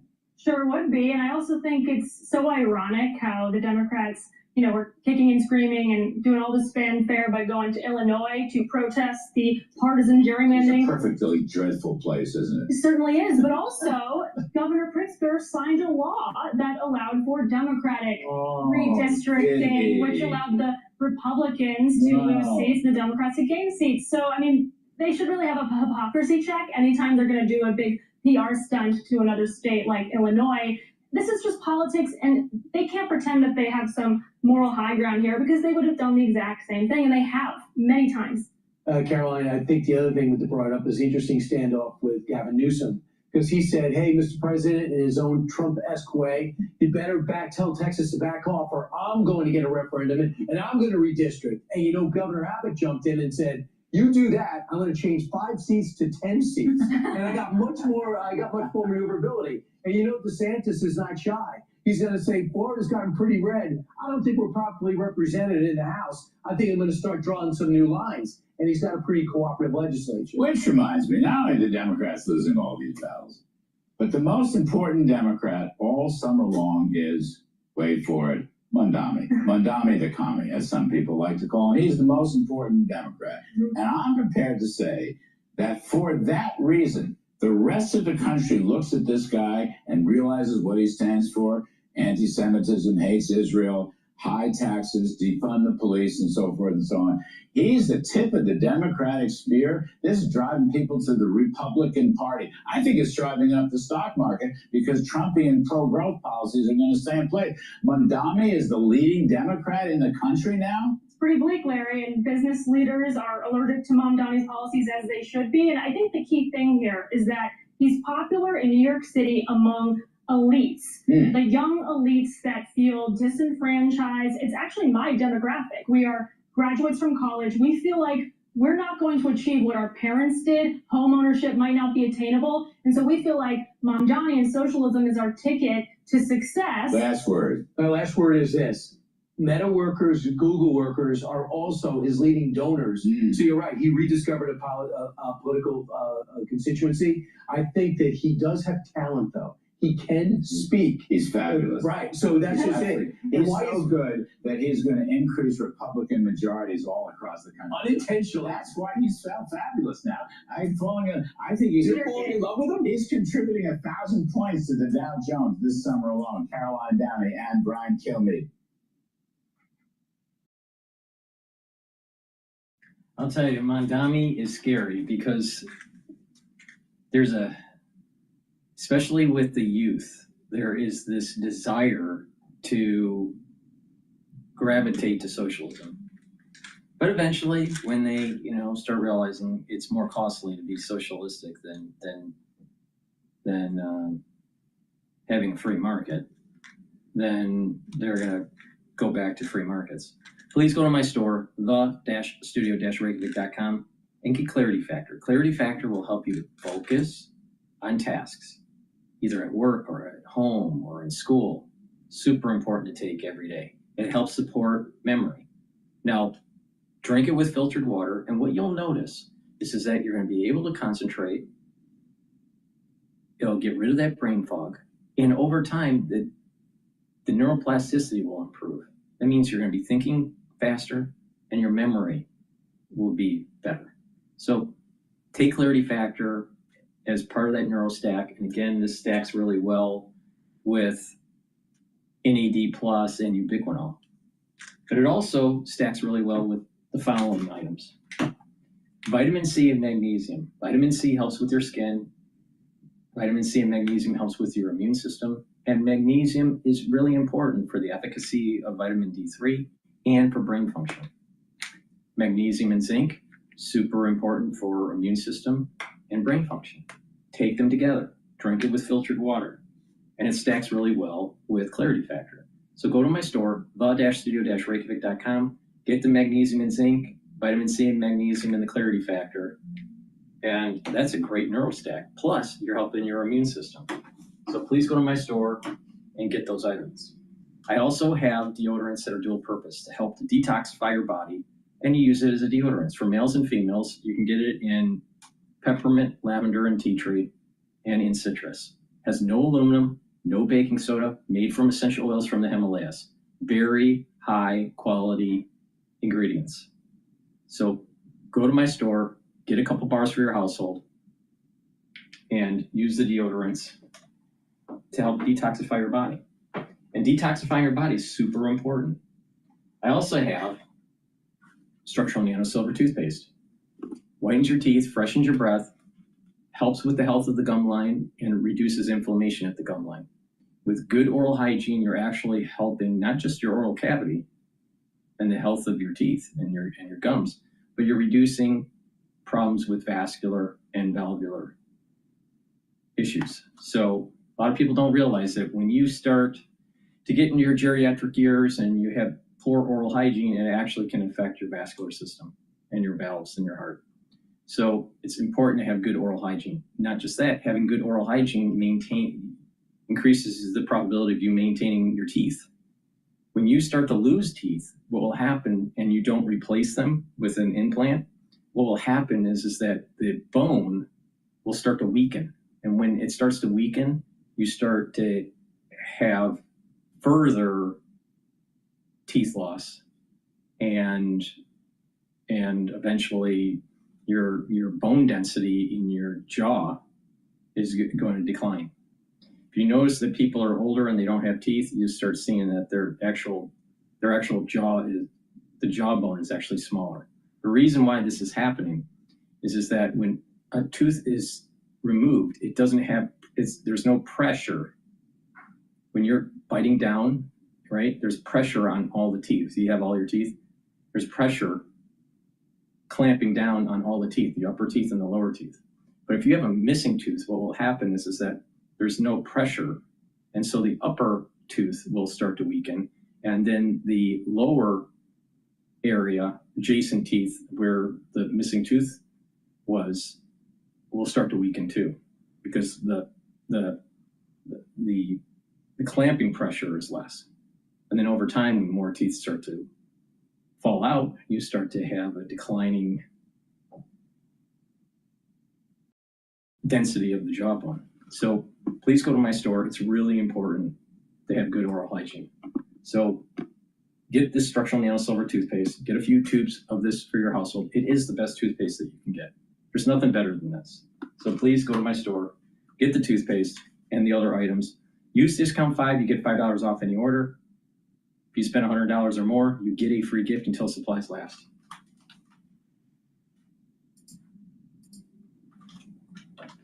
He told us look out for the Amazon effect on tomorrow morning's numbers.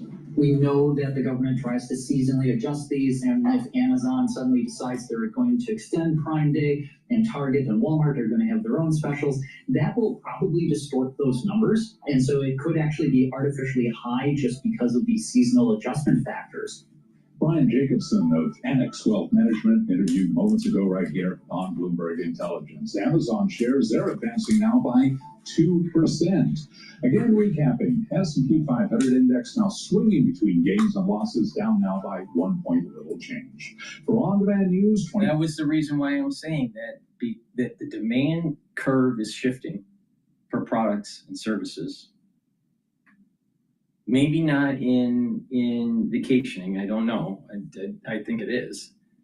So I don't understand why airlines and hotels are more expensive. But there's other discretionary items that demand function is declining. So to the savvy shopper is going to be looking more towards sales, more towards these Amazon Prime days and, 60% off days, on these big box stores. So the savviness of the consumer is such that I'm not so sure that you're going to get a full dissipation, a full projection of tariffs into the actual CPI, the Consumer Price Index, because of the savviness, because they're going to be always looking for that sale. So it's not going to translate into the consumer that much. They may want it. The original retail price may try to transmit 2/3 of the tariff, like this Goldman Sachs guy was saying earlier on CNBC.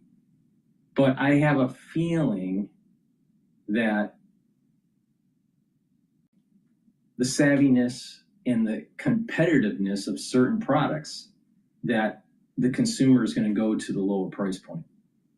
And therefore, it's not going to translate into, the tariffs aren't going to translate 2/3 into the consumer price because they're always looking for the sale. Okay. Let's see here.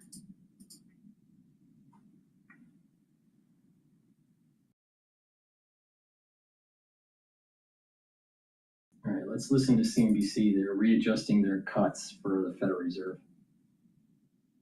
Ready to lose the hat and regrow the hair? With sprays by Hims, you can regain your hair and your confidence. Our sprays are powered by clinically proven ingredients like minoxidil and finasteride, so you can grow thicker, fuller hair. So I think the question is, are there market ramifications for this PPI report? We saw kind of, I'm going to say it was a mixed CPI, by the way. Everybody says it was a better than expected, but headline was better than expected. Core was a bit hotter. I just think people feared even worse than that. But are there market implications when it comes to this PPI report? Can it change the outlook when it comes to rate cuts? If you look at the CME FedWatch tool, it's 96% chance odds of a 25 basis point cut and 4% of a 50 basis point cut. So people seem very locked in that the Fed's going to cut. They are locked in, but if you look at the trend of those expectations, we started the year thinking they were going to cut 3 times. So, I think that we have had to readjust our expectations for Fed cuts for the year, bringing them down to 2, and then eventually down to just 1 cut for the year. And I think that tells you that these numbers that you're seeing in CPI, PPI, and likely core PCE will reflect the same slightly hotter number than is expected. I think all of that reinforces the fact that, we are seeing some inflation pressure, and the Fed can't necessarily sort of cut haphazardly with that. So I think I want to go back to my original question. If we get a hotter than expected PPI, or even in line, because PPI is expected to show an uptick, does that change the view on rate cuts, and does that change some of the momentum in the market? Yeah, well, it's going to change. Yeah, I think it has to. I think that the Fed has been very clear that they were going to be data driven, and so if you get data that doesn't support a cut right now, then you could see that cut continue to get pushed out. And the one question is what happens with consumption and the weakness in the economy, which has been sort of boiling under the current, but we haven't necessarily seen evidence of that yet. I think that could change. So you have this PPI going up, you have consumer price slightly going up, but you have this demand function of the consumer that seems to be teetering. Unemployment is still at 4.2%. So what's the reason for the demand destruction? Why does it seem as though the curve now is it that they're worried about AI and their jobs are going to be taken away? Are they worried that if they do lose their job, they won't be rehired because of AI and because of potentially a recession around the corner? Maybe. I don't think there will be, but I think that things will be good until around the corner of 2026. When we're transitioning from 2026 to 2027, I think is a problematic time period that we have to worry about. But from now through 2026, I don't think it's going to be I think it'll be actually good, at least for the stock market. And then it will muddle along for the regular economy. But so you have these price increases slightly. All right. But more concerning is the actual demand function for products. That seems to be faltering a little bit. Now, if the Federal Reserve is looking at that, if that demand falls too fast, they're going to cut rates, even if unemployment is below 5%. But they're sandwiched into this two conflicting things. The demand function seems to be falling, so Trump is saying cut rates, which he's right about that. In terms of just that date, that variable, the demand function. but the inflation function at the wholesale level is elevated. We still have a projected inflation annualized number above 3%. So the Federal Reserve, if they cut rates, it could be inflationary, even though your demand function is starting to go down, right? So what, you know, it's not really a simple as just cut rates, because if you do cut rates and there's this inflationary aspect to it of PPI coming into CPI, then it may cause more demand destruction, even though you try to lower rates. So you do something, you lower rates, trying to help the demand for consumers to spend, but then inflation starts to continue to creep up. The demand function continues to go down, and the Federal Reserve just put gasoline on a fire. And now inflation starts to go up, demand starts to continue to go down. So this is the reason why I keep on saying that the Federal Reserve made the biggest mistake in 2023. And in 2022, they didn't see the inflation, so they thought it was transitory. And when they did notice that the inflation wasn't transitory under Biden's administration, they didn't do shock therapy. If they did shock therapy back then, we would not have the problem that we have today.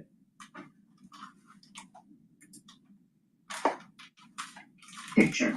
But if we see just inflation with no kind of significant weakness, we have to readjust those expectations. What's your view on some of the, I'm going to call it exuberance or excitement in the market right now? We saw that bullish IPO yesterday. That really surged. We see cryptocurrency hitting a new record, Bitcoin in particular hitting a new record high. Also, Ether making some big upside moves. And we also highlighted this earlier, the SPHB ETF. We use that to kind of track interest in high beta stocks, people just kind of looking at some of the most market sensitive companies and investing in those. What does that say to you, the fact that we're seeing all those upside moves in those, what I would say are riskier areas? Yeah, this is such a frothy market. I agree that all the evidence of froth is clearly there. And, you know, I think that the market's broadening out is maybe a good sign. Because it's been such a tiny segment of the market has been driving most of the returns all year, which makes actually the market somewhat fragile. The market can be frothy for a while. If the Federal Reserve lowers rates, which they probably will do because the demand curve function is probably going to be shifted or it's declining. So they want to boost consumer spending. So they're going to probably lower it by a quarter basis point. That will be an accelerant for the market. And then you're probably going to see a 6,800 or higher S&P 500 at year end. Now, if the demand keeps on going down, then you're talking about now we're going to be consolidating at this level at 6,500 for a little while. But I don't think that's going to happen. I still have the target of 6,800 to 7,000 for the S&P 500. The outlook then of the market is not one that's diversified across 500 stocks, but really focused on 7. And so I see a lot of downside through the markets, but the momentum is continuing. And the problem with momentum and sentiment is it can turn and shift at any point. And right now we haven't seen the catalyst, but this is a market that is just walking along a knife edge. So with that in mind, we know I agree with her on that. I think it is walking on a knife edge. I think there is walking on a knife edge. But because the question is how much will the tariffs really get pushed into the real economy? I don't think that much. And this demand function, I think, is more worrisome. The question is, why is the demand function teetering? Is it job worry? Is it AI worry? Is it the consumer is over in debt? Is it because of students are now paying their loans off?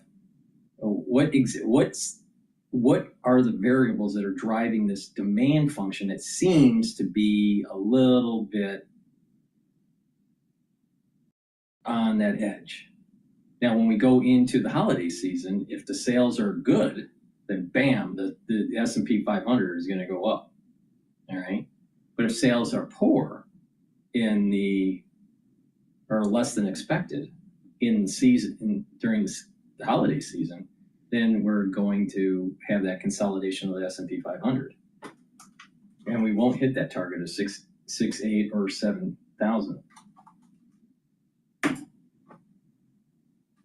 Alaska later this week. So are there actual market implications there? Like when you look at the Russian economy, it doesn't really impact the U.S. economy. Companies have already pulled out of there, so that Band-Aid's been pulled off. But is there a chance this could impact sentiment maybe to the downside? You know, in theory, it shouldn't. There's really no kind of reason from a fundamental perspective that this should matter. Russia does not matter dramatically to the global economy. But I think a lot of what we have right now is a question of confidence, confidence in, confidence in data, confidence in everything. I don't think that there's anything that could come out of this Russia meeting that should matter. But I think that the markets are questioning whether or not we are going to continue to have the data and the policy perspective and commitment to solid and functioning markets and data that we can use to accurately forecast what is happening in the economy and what could happen to earnings. I think that's the big question right now that's in the markets, and that's something that could really undermine confidence and take out that sentiment, which is the last thing that's been holding up the market so far.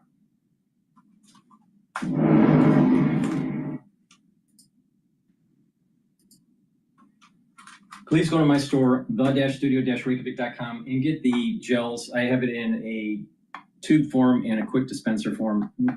Make sure that you have some at work, at home. You never know when you need it. It's dual purpose. You can put it on your skin as a daily skincare. You can use it as an aftershave. You can use it on a wound to help heal the wound. If you're not feeling well or someone around you is not feeling well, it behooves you to use this. Put it on your hands, around your mouth, around your nose, around your eyes, lightly coat your nostrils. Guess what? It stays active for 5.5 hours. Very high quality. Go to my store, the-studio-reykjavik.com, and get the gel. Also, we're going to be going into that wonderful cold season. So it behooves you to get lozenges and drops. Because if you start getting that throat irritation, you want to mitigate it right away. Elderberry zinc is in stock. I have 21 in each bag. Get a few bags for your household. Very high quality. And I also have drops, which are smaller. You get it in 100 count for each bag. You can get it in cherry, honey and lemon, and also in blueberry. So please go to my store, the-studio-reykjavik.com, and get a few bags for your household. Be prepared. You want to be prepared, because if you mitigate it right away, guess what? It's not going to be as bad. Now, if you have a somewhat mild cold 3 times a year, and it's, lasts for 5 days or a week, and it's just mild, and you have that 3 times a year, guess what? It takes 2 weeks to heal. So basically 9 weeks out of the year, your body is either sick or healing from the sickness. And that's just mild. It would take longer if it's more problematic. So this is the reason why if you start seeing people that are always getting that seasonal allergy or seasonal cold, they age faster because it takes energy out of the body to remodel, and the immune system isn't robust. Because if you're chronically sick, right, your immune system is down. So this is the reason why people, you can see that certain moments in time when something's happening, that they have this jump in aging. Well, I just told you. It behooves you to be prepared. So make sure you get the lozenges and the drops. Have some at work and at home. You never know when you need it. Take them right away if you get that throat irritation. And I suspect a lot of people are going to get something called razor throat in the fall and into the winter. I have a feeling on this. So just be prepared, okay?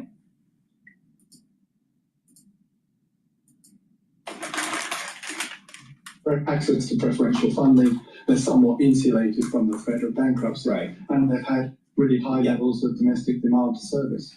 Tony, thanks so much for your reporting. Really appreciate it. Tony Halpin, team leader for Russian economy and government coverage for Bloomberg News. For our listeners in the U.S., a reminder, you can listen to us via satellite radio on Sirius XM channel 121. Access the world's only global audio business network, coast to coast, 24 hours a day. Bloomberg Radio on Sirius XM channel 121 is presented by Oracle. Stay tuned for the latest market news.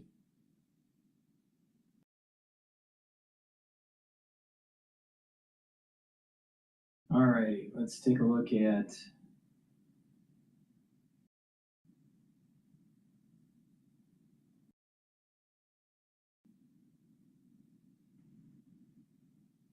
China's new social security ruling. All right, let's listen in on this about China. You need to meet surging content demands without compromising your business or your brand. With Adobe Express, your global teams across marketing, sales, HR, and more can better engage their audiences and get to market faster. And hey, who doesn't like fast? All right, time for our Trending in China segment. And really a hot topic that's circulating in social media here right now is a ruling by China's highest court has made it impossible for workers and their employers to waive social insurance contributions. And that's triggered a broader discussion about inequalities in the welfare system. Yeah, let's bring in Min Law, our China correspondent, here with the story that's really making waves across. Social insurance is already mandatory, but what's changed, I think, is what people might be wondering right now. Yeah, so what's changed is that the highest court has now handed down this ruling that says that if an employee terminates a work contract because the employer is not paying social insurance, the employer now has to pay financial compensation. So what this means is that it makes it virtually impossible for employers and employees to come to informal agreements to waive the social insurance payments, which, even though it's mandatory, has been extremely widespread. There was a survey last year of 6,000 firms that was conducted by an HR services firm called Zhonghe Group, which found that less than 30% of companies were fully compliant with paying social insurance. So on social media now, people are up in arms because a lot of people actually voluntarily want to waive the payment because they want to take home more pay, and of course it's a cost savings for companies as well. And so there are concerns now about whether or not companies, especially small and mid-sized firms, would survive. And you can see here someone is saying, the money I pay now is taken by the elderly, but if no one is having children, who's going to pay my social insurance to support me? So there's the idea that, your money is going to support someone else and there's none left for you, and there's concern about, okay, this is going to be bad for small businesses. People are going to lose their jobs. And there's also this idea that the social insurance is not very equal as well, because there are estimates that state-owned employees get about twice the amount of payouts compared to private firms employees, and at the same time rural residents get less than a tenth of what urban residents in private firms get. So some people just feel that they don't want to pay into a system that is quite broken. Okay. There's also fears that the whole aging population is putting a strain on the pension system. I mean, do you see this as having any impact on the economy? Yeah, it's a very legitimate concern because there is an aging population. 20 million people are going to retire every year over the next decade, and there are fewer and fewer births. That is, fewer people going into the workforce to contribute to this pool of money. So the Chinese Academy of Social Sciences back in 2019 already forecast that the state pension system could run out of money by 2035. Of course, it's possible that Beijing could intervene by, dipping into state funds to top up the pension system. But at the same time, right now, this new ruling, it's not clear the scale of the impact in terms of job cuts and wage cuts. But economists from SocGen, for example, are saying that if the impact is huge, it's possible the government may revise the policy later on, perhaps by delaying the implementation of this or creating some easing measures to help support companies to bear the burden, the financial cost of paying the social insurance payments. He needs a bigger family. Alrighty, let's see here.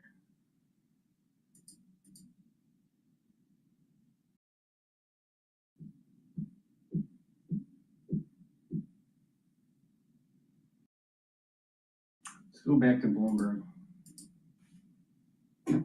Also down today, currently down about 7.7%. This is the worst intraday drop since May 2022.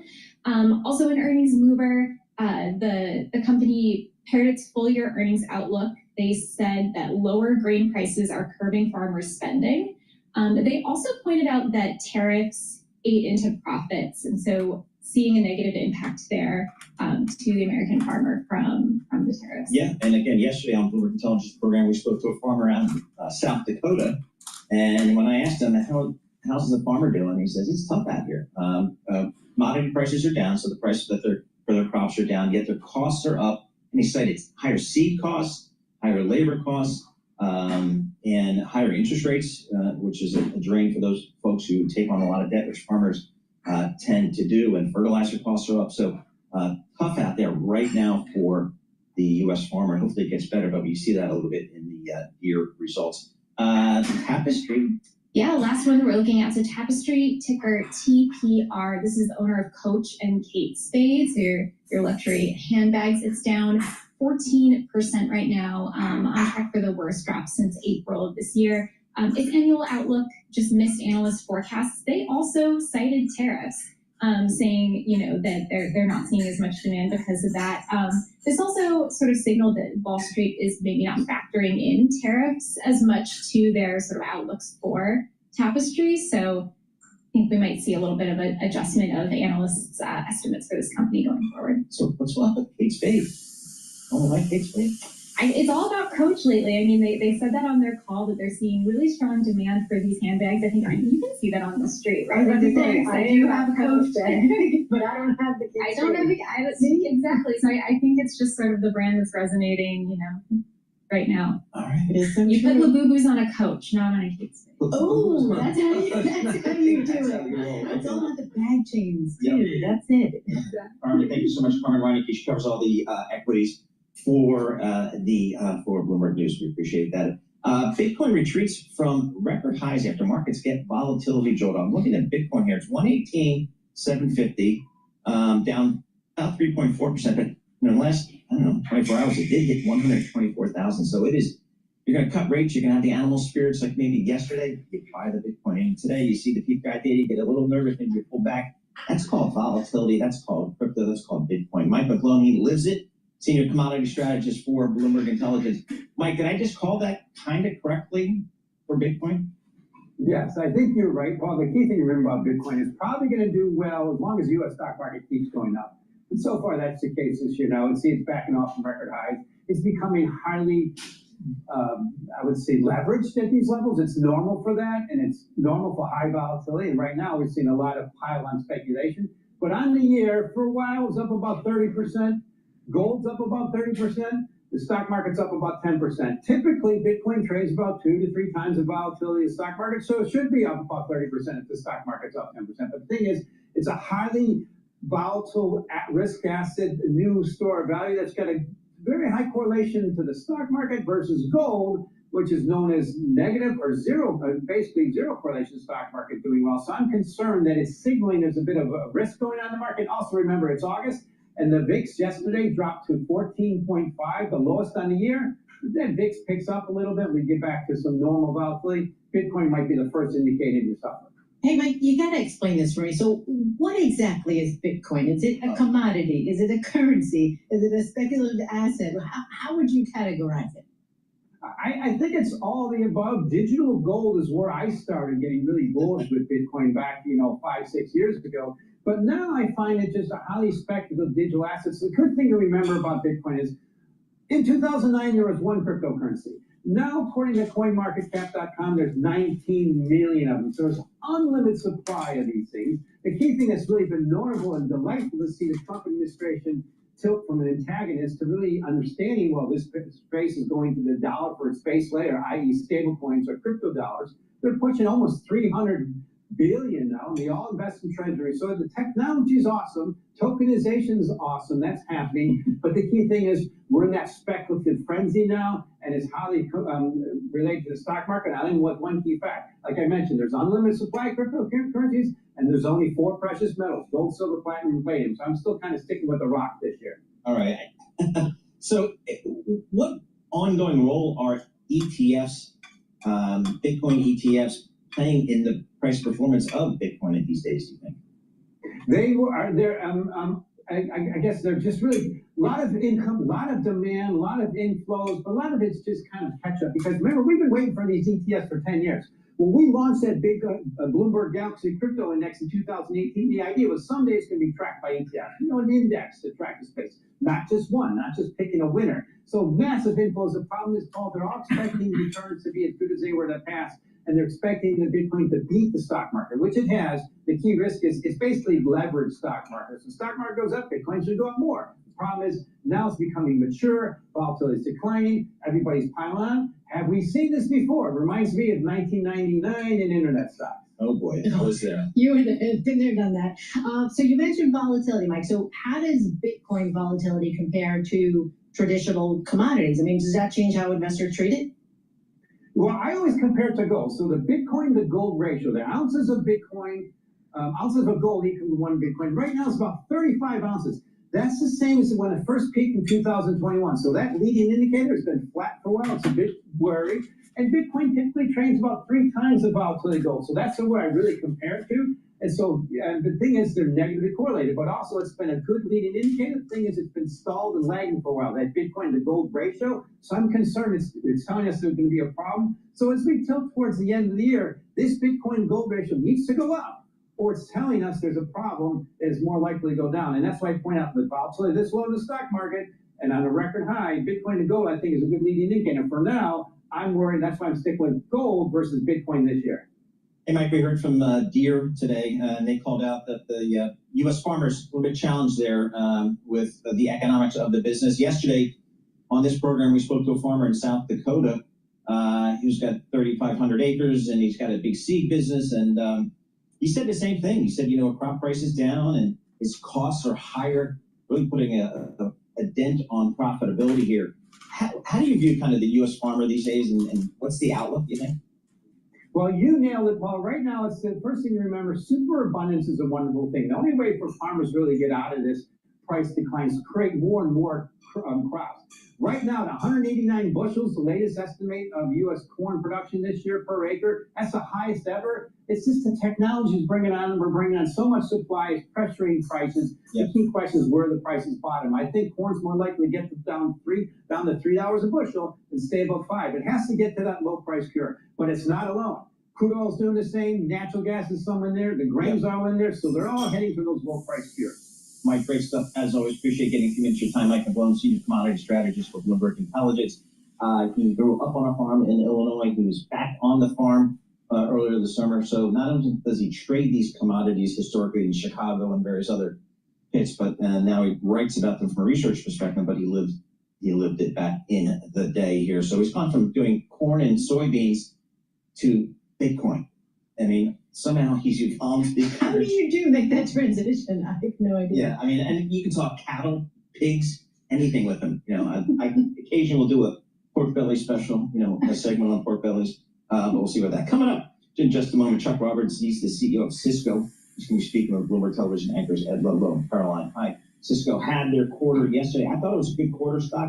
Kind of hanging in there, not really doing too much here today. But as Wu Jin-ho told us earlier, it's all about trying to get a piece of that AI expenditure, and they've been growing their business. But let's go to this discussion right now. In progress, Chuck Roberts, Cisco CEO.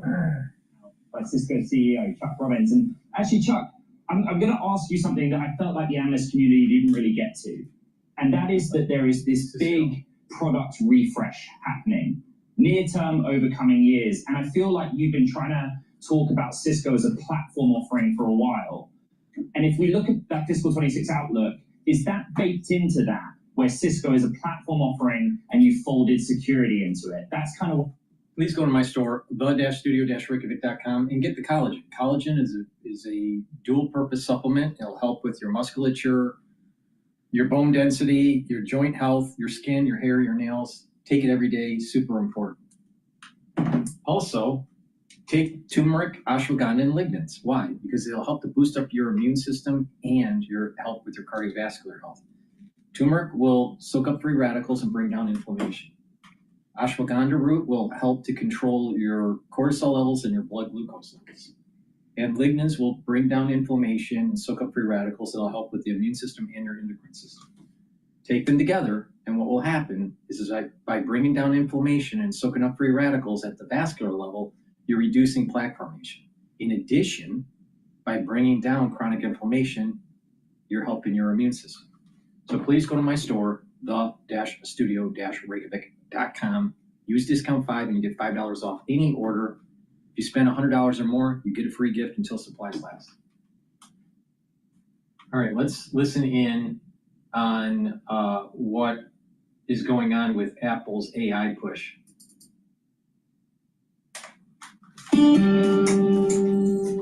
Bloomberg Audio Studios. Podcasts, radio, news. You're listening to Bloomberg Business Week with Carol Nasser and Tim Stenemek on Bloomberg Radio. We want to get to Apple, headline crossing just a moment ago. Apple plotting its AI comeback, artificial intelligence, with an ambitious slate of new devices, including robots and a lifelike version of Siri. There's a lot more. Let's just get to the guy who knows this company and put out this story. Here's our own Mark Gurman. He's Bloomberg News Managing Editor for Global Consumer Techies out there on the West Coast. All right. Walk us through your exclusive. What did you learn about what Apple is up to when it comes to AI, Mark? So the conventional wisdom is that Apple is lagging right now. It has no future. The product pipeline is, very limited. They're struggling in AI. The world is ending, and Tim Cook should be fired as CEO. I think I came on here a few weeks ago to tell you that there's no way Tim Cook is going anywhere. And it is true that they are struggling terribly in AI. But at the end of the day, Apple is a hardware company, and they have been planning this big new hardware pipeline. At the center of it is robotics, a push into smart home and home security, multiple new versions of Siri, and a slew of other devices from smart glasses to headsets to foldables. The centerpiece of the renewed AI hardware strategy is a tabletop robot. That's coming in 2027, sometime around then. This is a device that would sit on your desk, sit in your kitchen, sit in your living room. It would have an iPad-like display with sensors and a robotic arm. And the arm would be able to push the display around the room to follow people, to look at you, to summon you or be summoned by you, help you get work done throughout the day. The idea is to bring artificial intelligence to life in a way that hardware companies have not done so before, blending the AI with hardware manipulation and robotics. The company is also working on a HomePod with a screen for next year. This is a variation of that robotic device. This would not have the robotic arm, it would have a similar display and functionality. There's also several new versions of Siri in the works. There's a redesigned Siri visually for the iPhone, the iPad, and the Mac. There's new underpinnings to that Siri. We've talked about that. Apple has signaled that. There's a revamp of Siri coming in the spring. There's also a new visual version of Siri for home devices. It uses something similar to Microsoft Clippy from 20, 30 years ago. If you remember that virtual assistant. Yep. And then you also, I know there's a lot, have a push into home security with the new home security camera system. Taps into a home doorbell as well. This would compete with Ring and Nest and ADT and other companies, and also serve as the sensors at the center of a home automation strategy. So Mark, you gave us a lot to think about. We have a couple minutes left with you. We don't have a crystal ball, but we have Mark Gurman, which is the next best thing. If there is sort of a single device in here that's iPhone-like in the sense of it being the center of the universe for Apple, does one of them stick out to you as that? I don't think the iPhone in the next 5 to 10 years is going to go away as the center of the universe. What I do think is going to happen is the next generation of ecosystems, instead of being built around the phone and the cloud, it's going to be built around AI. So all the devices, right, including the phone, are going to get demoted a bit, and AI is going to become the center of the universe. And so you're going to have your phone, your home devices, your earbuds, your glasses, your watch, your computer, etc. And those are all going to be built around AI as the center, moving away from the phone and the cloud as the center. So the prototypes are all ready to go. They're getting up the assembly lines and they're going to hit the stores, right? They're all ready to go, or not yet? In terms of these devices, everything that I'm talking about today, those are mostly forward-looking. We're talking about things coming out 26, 27. There's a mention in the story of a robotic arm for retail stores and manufacturing. That's probably 5 to 7 years away. So we're talking 2030s there. I mentioned the foldable iPad Mac device. That's going to be at the end of this decade. The foldable iPhone is going to be at the end of next year. This year in September, a little less than a month from now, Apple's going to introduce its first redesigned iPhone in several years. This is the iPhone 17 line. Also the slimmed down iPhone, new AirPods, a new Apple Watch Ultra with a slightly larger display and satellite connectivity for hikers. So in the near term, some good stuff. In the long term, some much cooler stuff. You know, the hardware that you've highlighted is nothing without the software, Mark. And you've documented the struggles that Apple has had when it comes to its own work with AI software, talking about potential acquisitions. Can Apple pull off this hardware with the way the software is now? Yes. So as I mentioned in the story, they're looking at two directions for revamping the underpinnings of Siri. One is called Linwood, and one is called Glenwood. Linwood is using upgraded versions of the company's own internal foundation models. That's the team that Meta has been poaching a bunch of people from, including the head of the team. We talked about this a few weeks ago. Glenwood is using a third-party provider to rebuild Siri. So building Siri around models from a third party. And obviously third parties like Anthropic, like OpenAI, like Google, they've proven out their models. They work extraordinarily well. And so Apple's backup plan essentially is to go external so they're able to get their internal models up to snuff. And honestly, that makes a lot of sense. All right, gonna leave it there. Mark, thank you so much. Of course, Bloomberg's Mark Gurman joining us with the latest on his exclusive on Apple. Mark is Bloomberg News Managing Editor for Global Consumer Tech. He's out there on the West Coast. Shares of Apple have been as high as 2.3%, intraday high, rising on Mark's story. The stock still up, but now only a gain of about 1.4%. An upgraded HomePod, okay. But do you really need a robot arm by Apple in your home? I mean, that seems a little too, like, I don't know. I mean, it seems like a lot of fluff.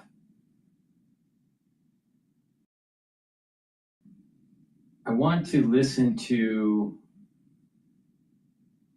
The Hill here. This was published about 17 minutes ago. They're interviewing Bolton. It looks like about the Alaska summit. With the help of Xero's small business accounting software, I've got the right information at my fingertips. So business is a breeze. And I've got a bigger plan. Search Xero with an X. If you haven't exercised in years, you have to start small with my beginner-friendly Tai Chi class. 3 reasons every man over 40. I think you agree with me that if this is going to have any chance, Vladimir Putin has to understand that there are serious consequences and Trump will follow through on them if he doesn't make a deal in good faith and negotiate. If you were advising Trump, how would you make sure that Putin understands that Trump is serious? Well, I think Trump has made the threats about increased tariffs on Russia and secondary sanctions pretty clear before, so he can repeat them. The question is whether Putin believes them. The number of extensions of various deadlines call it into question. The fact that Trump did impose a 25% increase in India's tariff could be, in a sense, evidence that Trump's serious, but on the other hand, inexplicably, he did nothing with respect to China. And I can tell you in India, they are incandescent about the way they've been treated. And there are all kinds of visits going back and forth. There's talk of Putin coming to India before the end of the year. Prime Minister Modi of India going to China for the first time since 2018. So Putin may well think that the threat isn't really going to deter these two countries, at least, from continuing to purchase Russian oil and gas. I don't think that's what Putin's mostly worried about. I think what he's worried about is reeling Trump back in, that he felt that he had manipulated him successfully in much of the first term and for the first 6 months of the second term. But he clearly knows now he punched through the envelope and irritated Trump, which has brought us to the present place. So Putin's job and what he will focus on from the minute he and Trump lay eyes on each other is how he's going to convince Trump that once again they're Donald and Vladimir old friends. Okay. You seem skeptical that Trump will see this for what it is based on what you've said in the past, and basically said that Trump, you think, is going to get played. 400,000 dead on the Ukrainian side, 1 million dead, 1 million casualties on the Russian side. What is the better plan than talking to Vladimir Putin that you seem to think is a bad idea?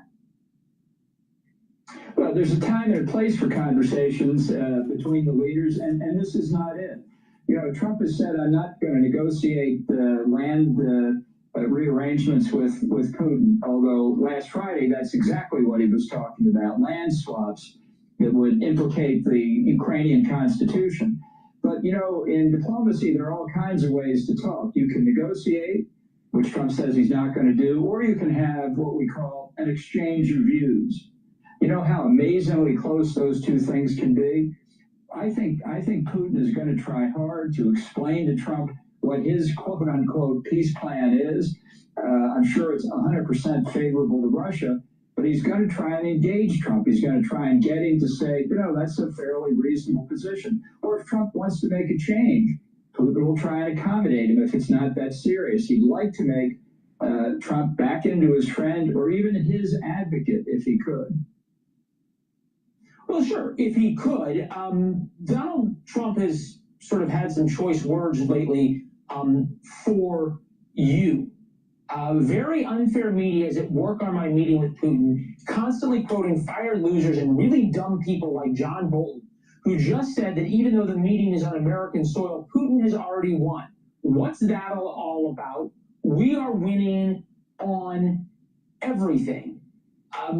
You yourself just said that Trump saw Putin for what he is, and Putin has realized that he has ended his patience quota with Donald Trump and is now coming to try and make friends. Having the guy you're negotiating with coming to you to try and make up is a pretty good place for Donald Trump to be in, right? I don't think so, because I think Donald Trump is uniquely vulnerable to the kind of manipulation that Putin's KGB training will enable him to deploy. For example, within about 6 months of the inauguration, Putin picked up on what Trump had said repeatedly during the campaign, and has said again as recently as this week, this is Biden's war. If I had been president, it never would have happened. A reporter in Moscow asked Putin what he thought of that Trump comment, and Putin said, I think President Trump is right. If he had been president, there never would have been a war. That's how he plays on Trump, and it has worked in the past. It worked in the first term.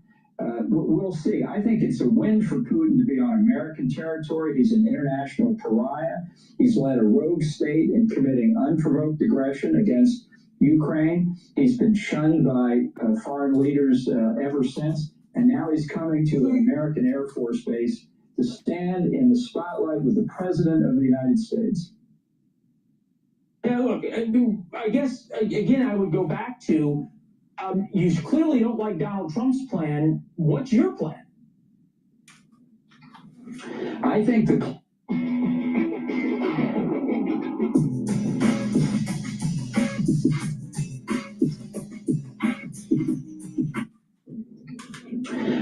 the plan is, which we should have done 3.5 years ago, is get a strategy for Ukraine to prevail militarily. Donald Trump has called this war senseless. A couple weeks ago, he called it ridiculous. Look at it from the perspective of the Ukrainians. They're fighting for their freedom and independence. Do you believe that's senseless and ridiculous? Okay? The Russians I think you're fighting for the Russian Empire. We've said this. Right, no, I think that This is important. senseless. Listen for a second.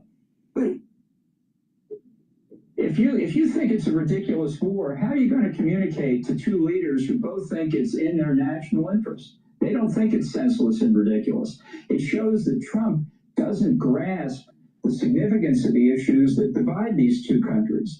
And if you don't get that, fashioning a ceasefire, let alone a resolution of the conflict, is very hard. I would continue using those words in different ways, but I do feel the need to play this for you because Bill O'Reilly on his program went after you very hard on your criticism of Donald Trump. Take a listen. I'll debate him anytime, any place. The man has nothing. Not one thing. If we're up to him, this will continue ad infinitum. And he hates Trump's guts. He hates him. He doesn't want him to succeed. He'd rather have death and destruction in Ukraine than for Donald Trump to succeed. Is Bill O'Reilly on to something that you have it out for Donald Trump? Yes, absolutely. Look, I do my best, and I'm sure I fail, to talk about the merits of the policies and to say what I think is right with them and what I think is wrong with them. I'm not going to debate Bill O'Reilly. I'm not going to get down in the gutter with him. I'm sorry to see that kind of performance from him, actually. But I have made critiques of what I think Trump is doing wrong as a matter of policy. People are perfectly free to disagree with that, but argue with me on the merits of the policy. Okay. To be fair, though, and I'll ask this, when have you come out and praised Donald Trump? That would go a long way, don't you think? Well, I talk mostly about national security policy. Rarely asked about his domestic policies. I think many of his economic policies are correct. They're standard Republican fare. I think in terms of the culture war, I'm largely in agreement. But I certainly don't agree with his interferences in the marketplace, coming up with 15% taxes on his exports. I have said I think Trump did the right thing to attack Iran's nuclear weapons program. I think he cut it off too short. I'd be willing for people to take the hundreds of op-eds I've written since I left the administration in 2019, take them all, read them all, and see if they're attacks on Trump personally or if they're discussions of his policy. Well, you have always been policy-based in our discussions. I will give you that. Mr. Ambassador, along with you, you are an equal curmudgeon to all sides, which I admire, and it's one of the reasons we keep having you back. It's good to see you, sir. Thanks for having me. He hates Trump, for sure. There's no doubt about it. Please go to my store, the-studio-reykjavik.com, and get the olive leaf extract. It's a dual-purpose product. It's going to help with your cardiovascular health, and it's also going to help with your immune system. So please go to my store, the-studio-reykjavik.com, and get the olive leaf extract.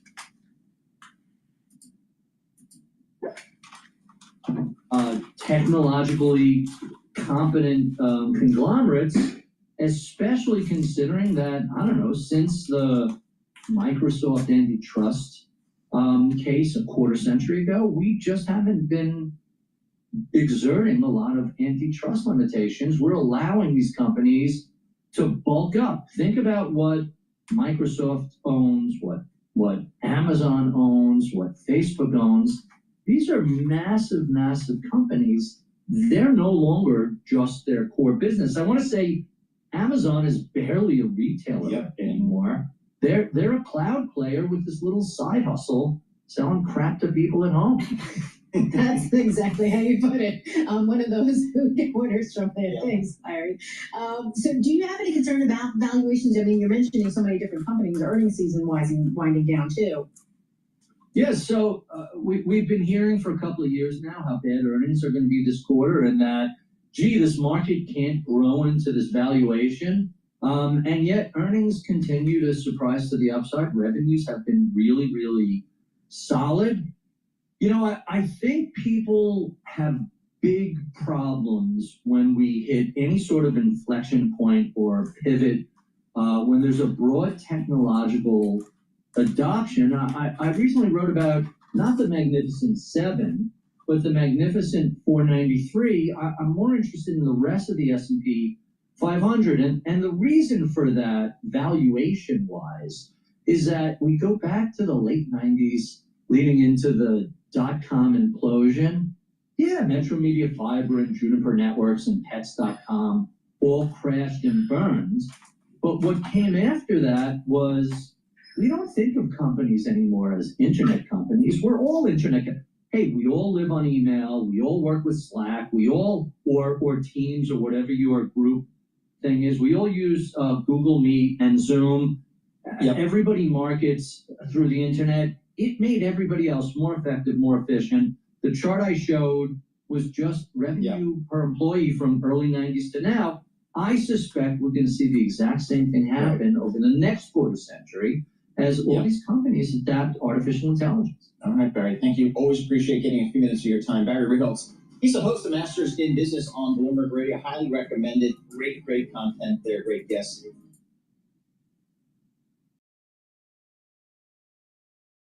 All right, let's take a look at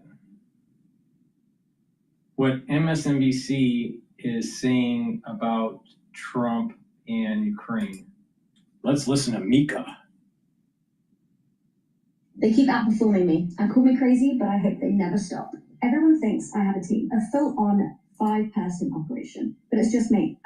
As President Trump prepares to sit down with Vladimir Putin tomorrow, our next guest is calling the summit Ukraine's nightmare and Putin's dream as the senator continues to push Congress to act on his bipartisan sanctions bill against Russia. Joining us now, Democratic Senator Richard Blumenthal of Connecticut. He's a member of the Homeland Security, Armed Services, and Judiciary Committees. Senator, thanks for being with us. Let's start there. What are you hoping will come out of the meeting tomorrow? Well, let's begin with the fact that this summit meeting is a tremendous gift to Vladimir Putin. He's meeting one-on-one with the President of the United States. He has been charged with war crimes by an international body, and he's lucky not to be arrested. But what I hope is that Donald Trump will stand strong with him. And you were right when you said earlier it's a legacy-making moment. If Donald Trump stands strong and insists on a ceasefire before there are any talks, insists that Vladimir Putin be at the table along with Europeans, and insists that a security guarantee be the result of any kind of negotiation, he has the makings of a potential agreement that could win him the Nobel Peace Prize, which he has long sought. But my fear is that he will be the mercurial Donald Trump who allowed the deadline for sanctions to pass last Friday without any impositions of new levies on Russia, and that he will fail to adhere to those principles adopted yesterday by the European countries in their meeting, their conference with him. And I must say, a plug here for the European countries. I met with them in July. They are foursquare in favor of sanctions because they understand that Putin is a thug. He understands only force, military or economic, and the continued buildup of Ukraine militarily has to continue. Sanctions have to be imposed, and Donald Trump will find strong support in Congress in the Graham-Blumenthal sanctions bill if he, in fact, adheres to those principles that he seemed to adopt yesterday with the European countries. Senator, it seems like Putin is trying to muddy the waters a little bit. He just spoke from the Kremlin. Apparently he's talking about among the agenda items tomorrow now could be potential for U.S.-Russia business deals, talking about nukes, trying to talk about a variety of other things that he wants to distract President Trump, maybe not try to pin down on some sort of ceasefire deal. And that's the other fear that's been expressed here. So Putin not actually serious right now. He's just trying to buy time at a moment when Russia's finally making inroads on their offensive. Well, that's a really good point, Jonathan. His strategy has been to play Donald Trump, delay, prolong. He's shown absolutely zero interest in peace. In fact, as we speak, he is continuing his assault in Kharkov on the Eastern Front, in Donbass, Luhansk, and Donetsk, as well as in the north. He's continuing to bomb the civilians in cities around Ukraine. And his strategy clearly is to string along the United States mocking us, really, and distracting Trump with these other issues that would appeal to Donald Trump's vanity or maybe his interest in business deals. In fact, as Joe mentioned earlier, if the United States invests in Ukraine, if it puts people, civilians, rebuilding Ukraine on the ground, it will not only send a message, but it will have an enormous effect. But in order for that to occur, there have to be security guarantees for Ukraine. Right. And those security guarantees have to be given, but also they are guaranteed, are they not, by the presence of American businesses, American workers, American contractors, American subcontractors, people getting jobs, rebuilding the country that Vladimir Putin has spent the last 3 years destroying. And that's the hope that I think can be achieved. You know, Ukraine has such enormous economic promise, not just the mineral deal that Donald Trump boasts about, but also its factories, its manufacturing, its agricultural potential. And right now, it probably has the strongest military on the continent, except maybe for France because of its nuclear arms. So it can be a very powerful ally, and China is watching. China is assessing our will. Watching. China is watching, and again, for anybody thinking that the appeasement of Vladimir Putin in Ukraine would lead to peace, they need to check history, because it would. You're so right. It would lead to another war. China would move on Taiwan. I want to ask you why you think it is, because it does remain a bit of a mystery to me. Why is it that every American president this century is seen to be suckered by Vladimir Putin, or almost all of them? You look at George W. Bush in 2004, 2005, saying, "I've looked into his eyes and I've seen his soul," and then that same soul invaded Georgia, the country of Georgia, 3 years later. You had Barack Obama talking about a reset, even having Hillary Clinton push a reset button, but talking to Medvedev, saying, we can do a lot more after the election. And then after the election, Vladimir Putin invaded Ukraine and invaded Crimea. Why is it that this guy knows how to play American president so well? And what can Congress do to help that not happen again? And so when Donald Trump comes back from Alaska, we actually have a deal that Democrats and Republicans can support. Joe, as you know, because you've known presidents, they have to persuade a lot of people to reach that high office, and maybe sometimes they overestimate their own powers of persuasion and insight. When a president says he can look into another leader's eyes and read his soul, I think it reflects his maybe overestimation of his own personal powers of insight. But the point here is that Vladimir Putin has been remarkably consistent. He wants the old Russian Empire, the old Soviet Union restored. Ukraine is the first step. He will keep going if he's not stopped there against Poland, Romania, Finland, Sweden. That's why they want to be a part of NATO. What can Congress do? The problem is that the age of Putin and the fatigue of the population of Russia, he can't continue this on and on and on. First of all, Putin looks like there's some health issue. Now, what it is, no one really knows. But it looks like there's a health issue. He can't continue on and try to get the old satellite countries in the orbit of Russia and reconstitute the Soviet Union. That ain't going to happen in his lifetime. It's just not going to happen. Now, what I do think is that Putin wasn't wise enough to take the off-ramp earlier this year, and that he's being belligerent. And unfortunately, Trump doesn't have a backbone, at least as of today. He doesn't seem to have a backbone against Putin. At first I was like, okay, we're poking the bear. The NATO expansion, caused an issue. We weren't wise with the unipolar world after the fall of the Berlin Wall, and we created someone like Putin that led to this issue. So part of the issue is the United States encroachment of NATO. But then once Trump gets into office and he's saying, hey, let's make a deal, let's, close the war, all right, and Putin didn't take the off-ramp, then I switched, and it was like, no, Putin, you either make a deal, or I think our country, the United States, should go after and kill Putin.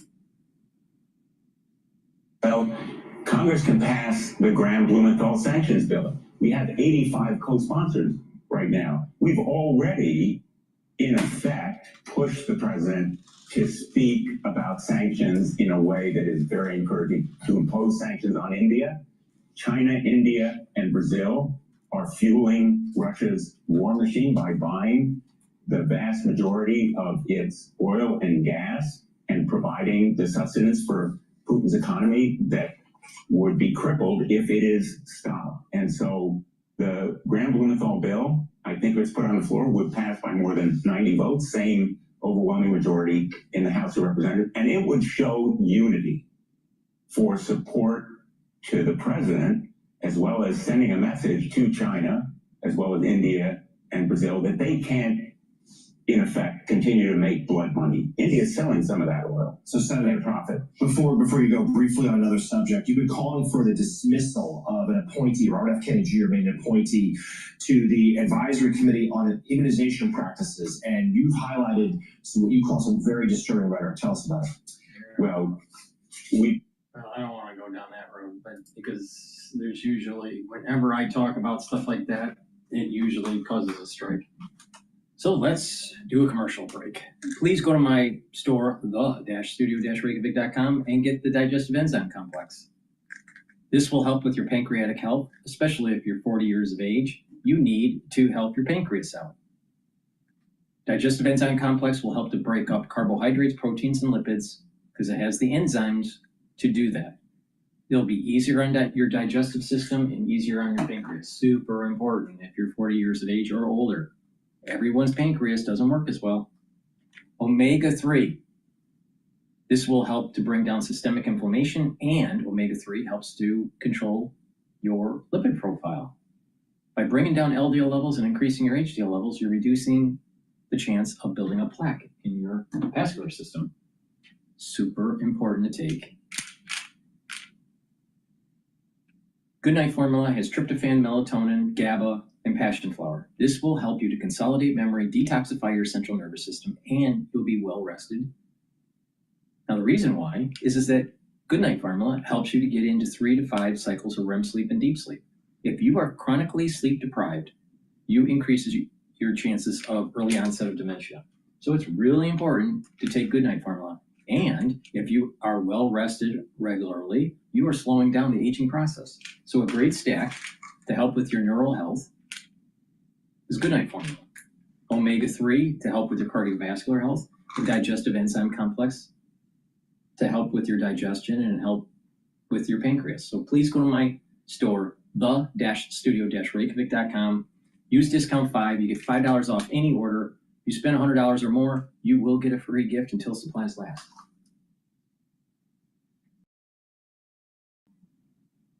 Alrighty.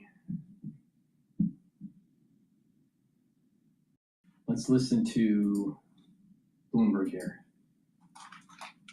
Right? I don't have my little tote bag. No, well, the man purse, it does go in the man bag. Purse. Yes, the man bag. The man bag, sorry. There you go, man bag. It's not the man purse, but I've been told. And yes, they do have them on them as well. So this is like a big thing, but it's a big part for luxury because luxury, it's been having a tough time, right? So this is a little bit something. So think about this. You have retailers that saturate the market with goods that people don't really need and people overbuy. And then all of a sudden they have to change the buyer, the consumer behavior and try to create new markets. new marketing segments. So they introduce years ago, I don't know, 10 years ago, maybe more than that, you know, these man purses, right? You know, and over time, you're starting to hear on how there's this fluidity of gender and the over commercialization of the Pride Month and all this stuff. We need to get back to like simplicity. We need to get back to minimalism. We need to get back to like the basics, like XY is a male, XX is a female. You know, if you have a karyotype, that's your gender, right? Now, we also need to focus on the pillars of society: God, country, and family. When you have some sort of affinity to spirituality, you are increasing your chances of morality. Now, can you be an atheist and be moral? Yes. You can also be religious and amoral. But the thing is that in general, society gluon keeps the society together. One of the gluons for society is the pillar of spirituality. Another one is country. When you have a more affinity for your country, you'll want to be a productive citizen for the country's benefit.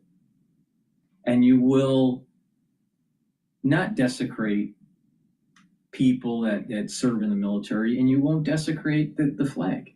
You will be honest and respectful of the history of your country. And the third pillar is family. Family creation, supporting your family, helping your family.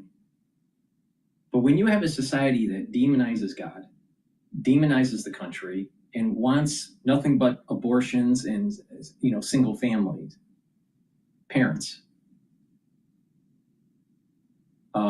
you have a declining society.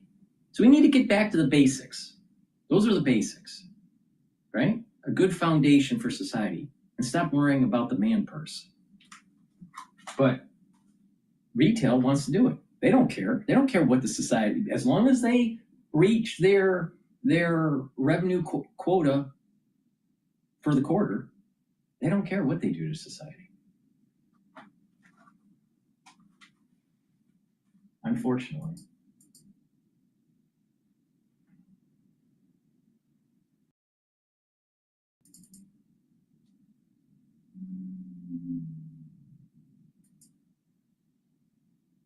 Next. Try again. You could have done better. Please. It means calm waters, that this market has been extraordinarily resilient in digesting headlines that we might have thought could cause more volatility, mostly in a month like August, where trading volumes are lighter. But this market continues to just power on, and we think it's driven by two key things. The first one being that liquidity remains very abundant. And the second thing is that earnings estimates are going up. Risk assets love it when earnings estimates and growth estimates are going up. So when you distill it down to those two things, you can see why we've been resilient. But of course, it makes you raise an eyebrow if we're thinking we could be becoming complacent. Any rotations out of what's really been working, what's always seemingly been working, the big tech names? Have we seen any are people trying to broaden out at all? Yesterday was a big rotation day under the surface. It looked calm on the surface of the S&P 500, but kind of like a duck spinning its legs under the water. We were seeing huge rotations where you saw the NASDAQ, AI trades all trade off rather sharply, right, and things like Russell 2000 doing a lot better yesterday. But that could be a one-off, right? I mean, in this environment, yes, how does someone like you bet on a rotational shift? Well, I think the one thing that we've been noting over the course of the last few days is that growth versus value has gone parabolic in the last month or so, meaning that growth has outperformed value almost in a straight line up. And what we see is after each of those parabolic moves, we had one in December of last year, we had one in July of last year, that you typically see a correction, meaning just a reversion back to the mean. So we wouldn't be surprised if you saw growth take a breather because it's been so strong, but that doesn't mean it's not still in an uptrend, which it still very much is.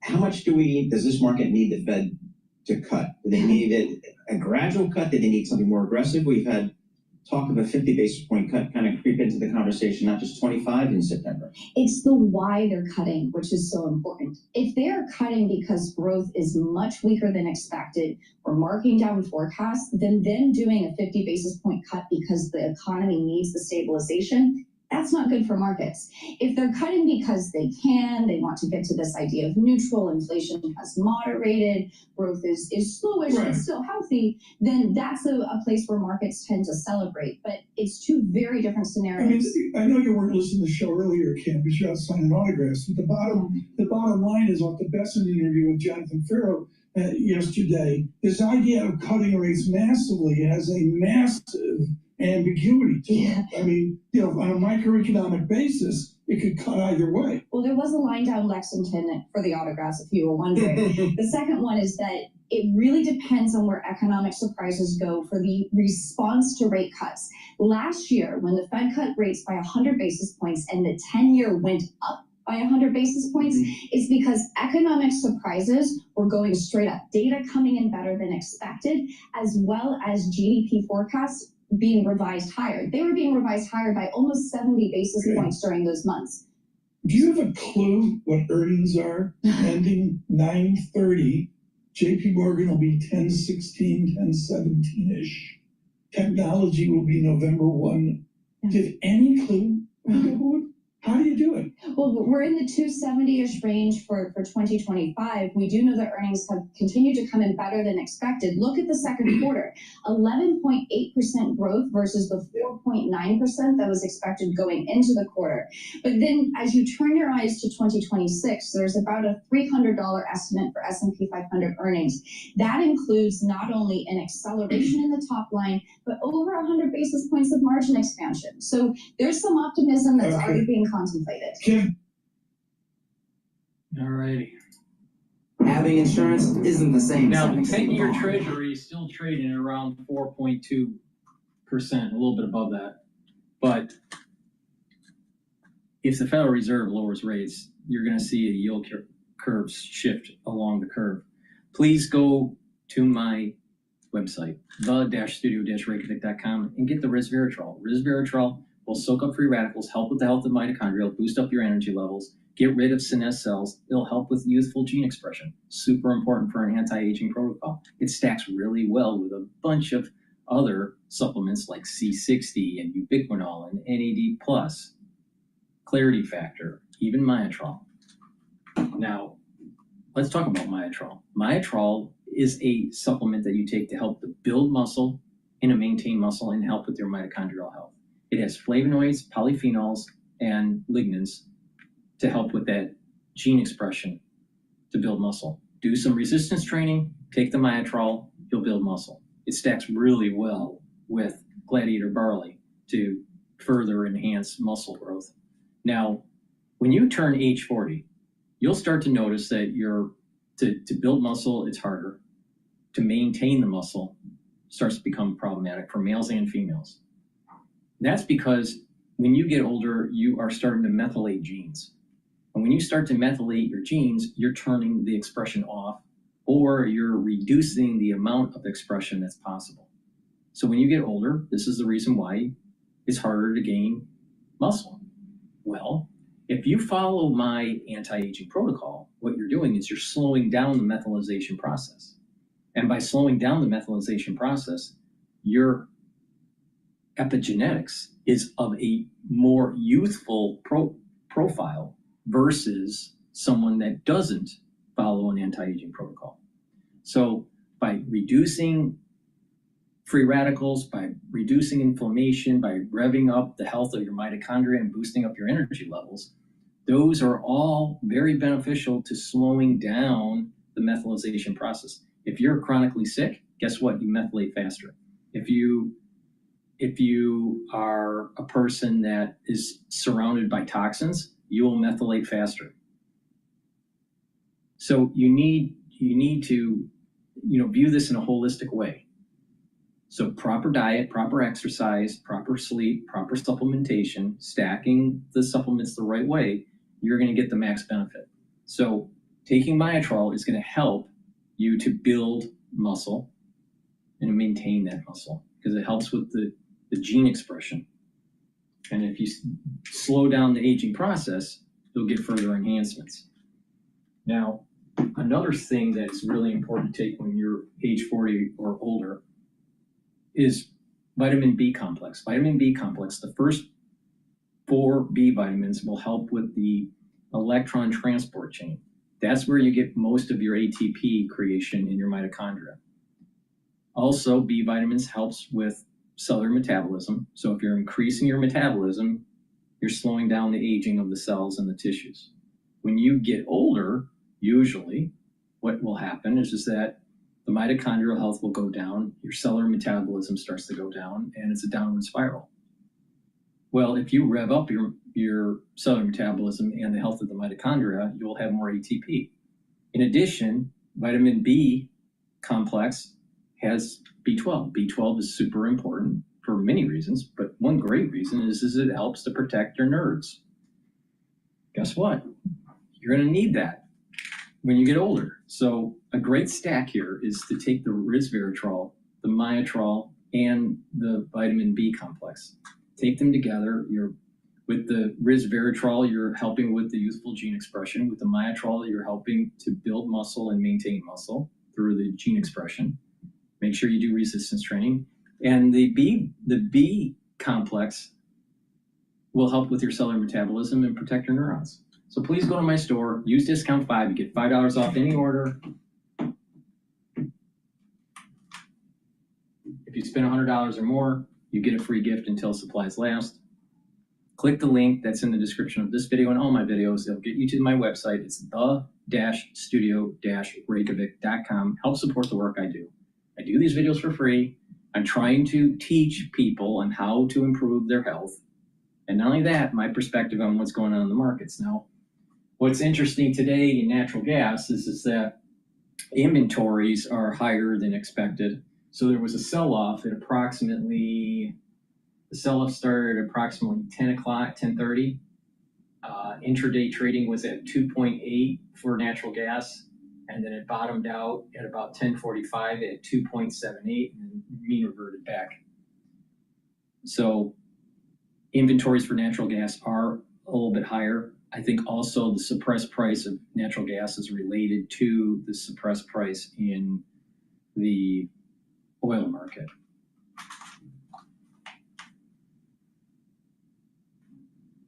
All right.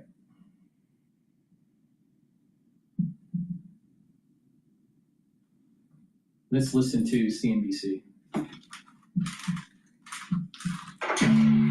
Want to keep your hairline where it is? Through Hims.com, you can explore a range of treatments that work best for you, so you can grow thicker and fuller hair in just 3 to 6 months. Get ahead now to keep the hair you love.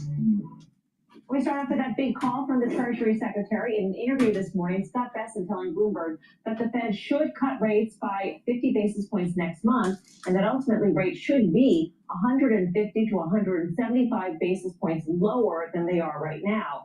That got us wondering, what would that mean for the market, starting with stocks? The S&P and NASDAQ hitting records today, but it was a long underperforming small cap Russell 2000 that saw the biggest gains.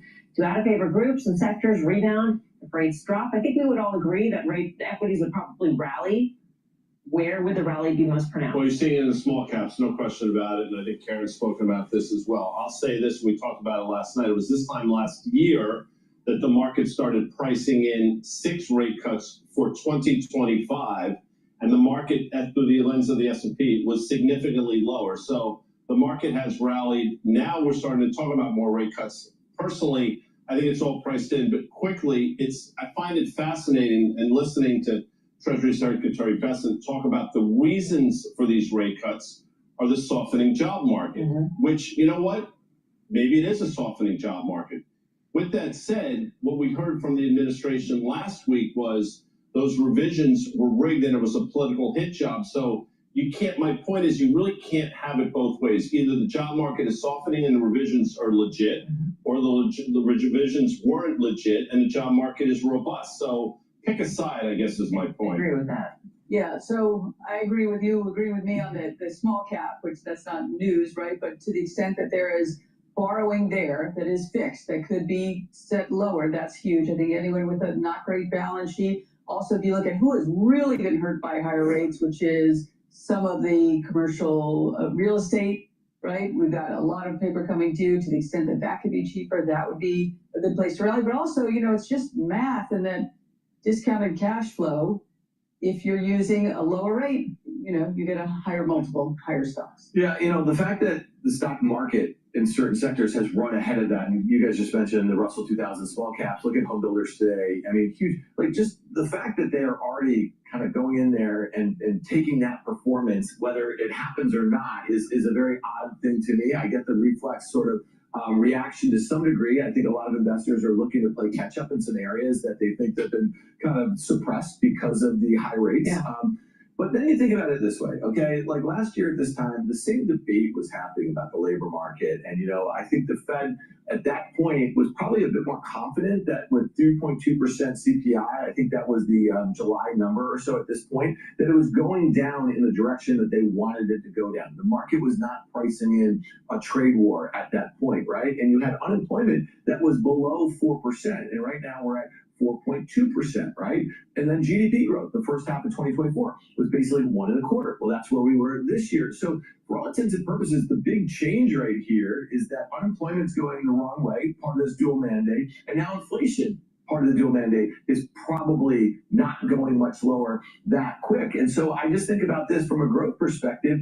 The thing going forward, if we have 15% base rates on a lot of the imports that are coming in, and then many from China at 30%, that has to weigh on growth. And, I think I just said this, or I heard him say it earlier today, or something like that, is that we just really haven't seen, I guess, the headwinds from higher prices just yet. We've seen plenty of scenarios, whether it was the autos, where the companies were willing to kind of eat that cost right now. But a lot of them, if you still see unemployment going higher and you see growth, they're not going to be able to do that. Nothing happens in a vacuum, right? And so the impact of tariffs could still yet be felt, Tim. But at the same time, the offsets could be lower rates, lower borrowing costs, other savings from the One Big Beautiful Bill in terms of, expensing research and development, for instance. There are other offsets potentially that could help growth, even if tariffs weigh. Yeah, and I think that's the whole argument for rates. I think the administration is arguing that too, that there is an unnecessary headwind, whether it's 150 basis points, I don't know. And my guess is that hedge fund manager Bessent felt a lot different about the Fed's role in stimulating the economy than Treasury Secretary Bessent feels.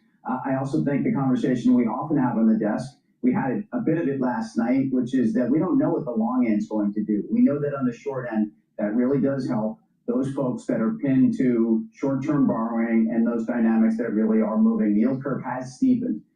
We also know, we had this conversation also last night, that liquidity is extremely high. So I think equities will continue to rally. And I think, back to your original question is, what performs in that 150 basis point cut environment? I think you're barbelling this thing. I think you're grabbing high multiple tech where those discounted cash flows are farther out in the future. They make less, they don't make money, et cetera, or the ones that don't make a lot and have very expensive price to sales ratios. Those are going to rally. I think the mega caps will. And then I think the other side of your barbell is the value part. And look at where we're starting to get some breakout. We've had the breakout in financials. They will continue to do well. Look at healthcare. Today was a really interesting day in healthcare. There's a lot of headwinds from Washington there, but I think that's another place to play. All righty. Please go to my store, the-studio-reykjavik.com, and get the nattokinase. Nattokinase is fibrinolytic. It's going to break up clots, and nattokinase helps to improve your lipid profile. So it's going to help with your cardiovascular health. Vitamin K2 and vitamin D3 are dual purpose. They'll help with your cardiovascular health by pulling some of that calcium deposit out and reducing further calcium depositing. But vitamin D3 and K2, when you do resistance training, actually helps to improve your bone density. Stack these together, great stack for cardiovascular health. And again, vitamin K2, D3, great for your bone density. Magnesium, taking magnesium supplements also increases the efficacy of vitamin D3. Okay. Let's listen to CNN about DC being taken over by the feds.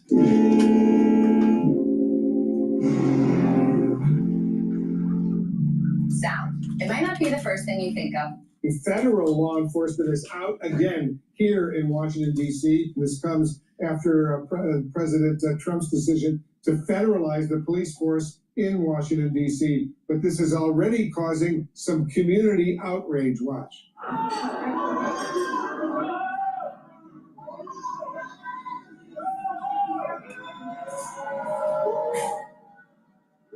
This was the scene overnight at a checkpoint along one of the city's busiest streets. Protesters made clear their feelings about the increased federal law enforcement presence. A commander with DC police told CNN it was a routine operation. Joining us now is Washington, D.C. City Council member Charles Allen. Charles, thanks so much for joining us. First of all, what do you know about this checkpoint set up on the very popular 14th Street near U Street Northwest here in Washington, for those people who know the area? Is that typical for law enforcement in that area? Well, what's routine is that MPD will do, and has been for a number of years, conducting traffic safety checkpoints. That's everything from looking for impaired drivers to looking for outstanding warrants. They make arrests occasionally from that, but it's constitutional and legal, and we haven't had protests around those because they're largely effective. It's also where community policing takes place.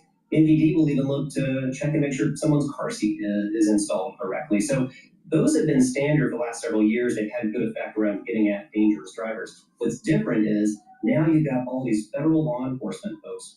They don't wear a badge. They don't wear their name. They're covering their faces. And that's very different. And what you see from the community reaction is what I'm concerned about. That federal law enforcement fundamentally changes the dynamic of community policing. They're not trained for it. They're not equipped for it. And it just amps everything up in a way that's very unconstructive and can lead to actually more dangerous situations. President Trump just a little while ago said crime here in Washington, D.C. is, quote, totally out of control. His words, I'm quoting once again, worse than ever. What's your response to that?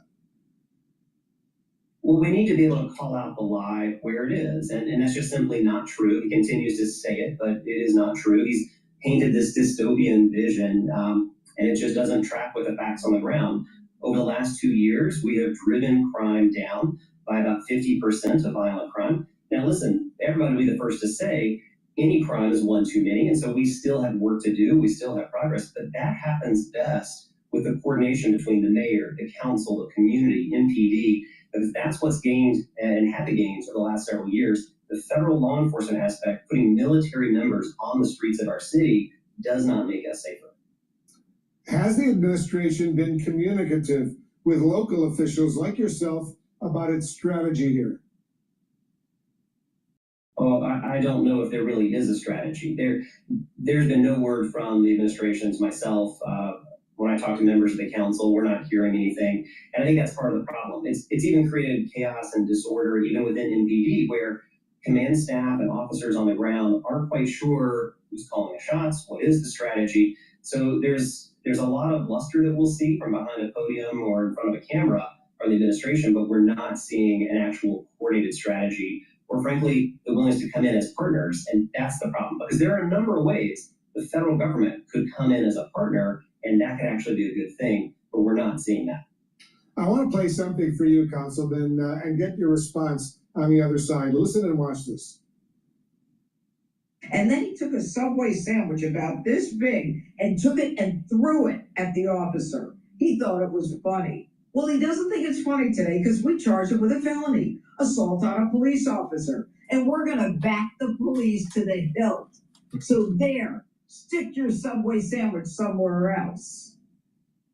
That was the U.S. Attorney for the District of Columbia, Janine Pirro, describing an incident involving a man who allegedly threw a sandwich at a federal law enforcement officer. The individual has been charged with assaulting a federal police officer. Give me your reaction, Councilman, to all of this. I hope every American out there can understand the incredible irony that is taking place right now. The very same administration that pardoned hundreds, thousands of people who committed violent acts against our police officers here in D.C. on January 6th in an attempt to overtake the Capitol and pardoned all of those convictions on assaults on a police officer who tried to harm and kill our police officers. And she wants to throw the book at a guy that threw it. What about the deep state and the Democratic Party overthrowing the election? But we don't want to talk about that, do we? No, we don't want to talk about that. I would really like someone to audit those machines. All right. Let's listen to balance of power on Bloomberg. Is there any truth to that? You know, there is some truth that the likes of Walmart, they have pricing power with their lines of the people who they're sourcing from. However, it isn't true that the overwhelming majority of the tariffs are going to be taken up by foreigners. Yeah. It's going to be a combination of the suppliers, the companies, and the consumers. And now that we actually have a policy, we have a framework in place. 15% as the baseline. Companies can work with that, and they're now going to increasingly pass that through. This is what Goldman Sachs was saying, yeah. And this is what we're starting to see. So they probably won't get any chief economists. No, I guess they're not. Probably you had something going there. They'd be lucky to have you. I have to mention IPO. We got another IPO today. This has been a daily thing here lately. The new issues market is happening. MIAX, Miami International, just opened $31.65. The IPO price was at 23, so we've already got a nice bid underneath the stock. It's up 34%, 33% right now from the IPO price here. Yeah. BOP, BO, IPO. We're specializing in IPOs around here. Producer James tells me every morning what's about to go public. We don't buy the IPOs because, well, you can't do that when you work in this business. But there you have it. Miami International, 31.65. We'll keep tabs on it, 31.10. If you're playing along in your home game, that's a pretty nice 35% pop. But I'll tell you what, if this everything risk, people are embracing it at the moment, and that's kind of what I want to ask you about. When you consider the risk that you're describing with where we could be in 6 months, it's almost impossible to gauge. What do you make of the market at basically an all-time high? You know, I think that the market has discounted all tariff news until it affects the economy. I mean, when we look back and we think about what's happened, we had a spike in the VIX to 40, and that was, all-out panic. And the reason is because stocks are fully valued. Bank of America, they had a survey recently. 91% of fund managers said that they think that U.S. equities are overvalued. So it's very difficult to go higher on those expectations unless you leg into it as a result of the economy. Okay. If the economy falls apart, then you have a big problem. And that's what we see. And the market is going to boil over. It's going to continue to drift higher until we have any sort of hiccup that suggests that the economy is about to fall apart. Drift higher is an interesting way to put it. And we're looking at a VIX right now of 15. The S&P 500 is down 0.25% in this environment. Is pretty remarkable. So the investor's saying, call me when it matters. Exactly. So it won't matter unless it affects the overall economy. Yeah. I think that what we saw with March 2020, and the ability of the Fed and policymakers to paper over cracks in the economy. Even then, when we had a very short recession, stocks were able to power higher after that. And so that's an ingrained behavior. It's almost like Pavlov's dogs, who understand that this is where things are. Until bad things happen, they're going to keep on going higher. You're great. Edward Harrison. Look for the Everything Risk newsletter to follow up on the conversation we're having. Always great to have you, Edward. Thank you so much for the insights as we watch Wall Street and Washington together. They cannot be separated these days. We'll look ahead to tomorrow's meeting with Putin next on Bloomberg.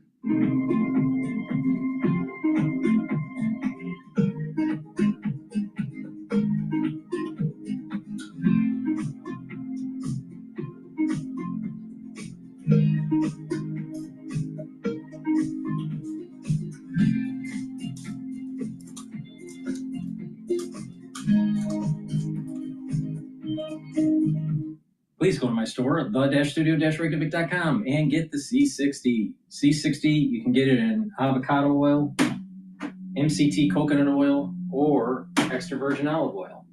Now, C60 is a carbon molecule, 60 carbons in one molecule, and it's going to absorb free radicals. C60 has to be in a lipid, so that's why it's in an oil for proper absorption. Take a teaspoon a day. You can get it in a 2 ounce, a 4 ounce, or an 8 ounce configuration. It's going to soak up free radicals at the vascular level to help to reduce plaque buildup, but it'll also soak up free radicals in the cells and in the neurons. And by doing that, you're reducing the stress in the cell, you're allowing for your mitochondrial health to improve, and you're going to have more energy, more ATP. So your immune system and your endocrine system and your other organ systems will perform better, including your neurons. So please go to my store and get the C60. This is something I've been taking since 2016. It's a major part of the pillar of my anti-aging protocol. The first pillar is to take Cleanse Max 35 or Max 14 to help boost up the immune system. C60 is the second pillar to soak up those free radicals. The third pillar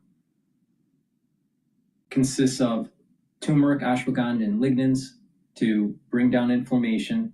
That's going to help your immune system and your cardiovascular system, and Bloomer Boost to boost up your energy levels and rev up your metabolism. By doing that, and you're doing that every day, you're going to slow down the aging process. So please go to my store, the-studio-reykjavik.com, take C60, take it every day, a teaspoon a day.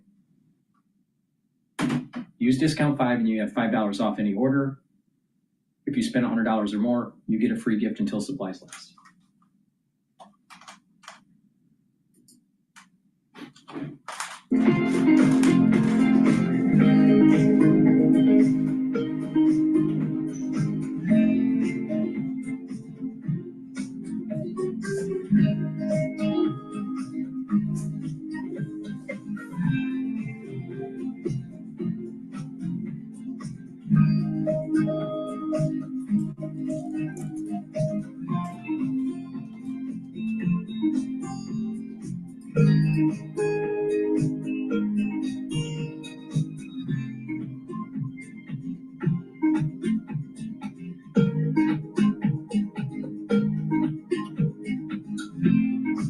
This is interesting. I want to listen to the 5 on blue collar voters are done with Dems. You need to meet surging content demands without compromising your business or your brand. With Adobe Express, your marketing, sales, and HR teams can... The Democrats are now facing a blue-collar revolt that could further crush them at the ballot box. The New York Times reports this. These are the voters who should scare Democrats most. They talked to working-class folks, some Biden voters in 2020 who flipped to Trump. They were fed up with the party's obsession with identity politics. One trucker puts it bluntly, quote, "It seems like they were more concerned with DEI and LGBTQ issues and really just things that didn't pertain to me or concern me at all. They weren't concerned with really kitchen table issues." And after years of loyally backing Democrats, the Teamsters Union reportedly donating to battleground Republicans in the upcoming midterms. Even Bernie's waving the warning flag. And we have got to understand that the Democratic Party, in many, many respects, has turned its back on the working class of this country. And if Democrats want to win elections, they're going to have to stop taking money from billionaires and start responding to the needs of working people. You know, Harold, Bernie actually refused to meet with the Teamsters, which I think shows it's not necessarily about politics, but about power, possibly.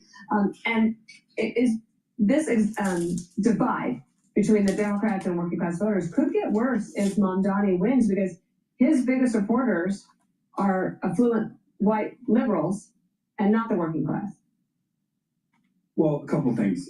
I think that when we come to the Madami race in one moment, Sanders and Madami are one of a kind. They endorse each other, support each other. Elizabeth Warren as well. So they come from a side of the party that believes, not my side of the party. Madami is actually a socialist. I don't consider him a Democrat.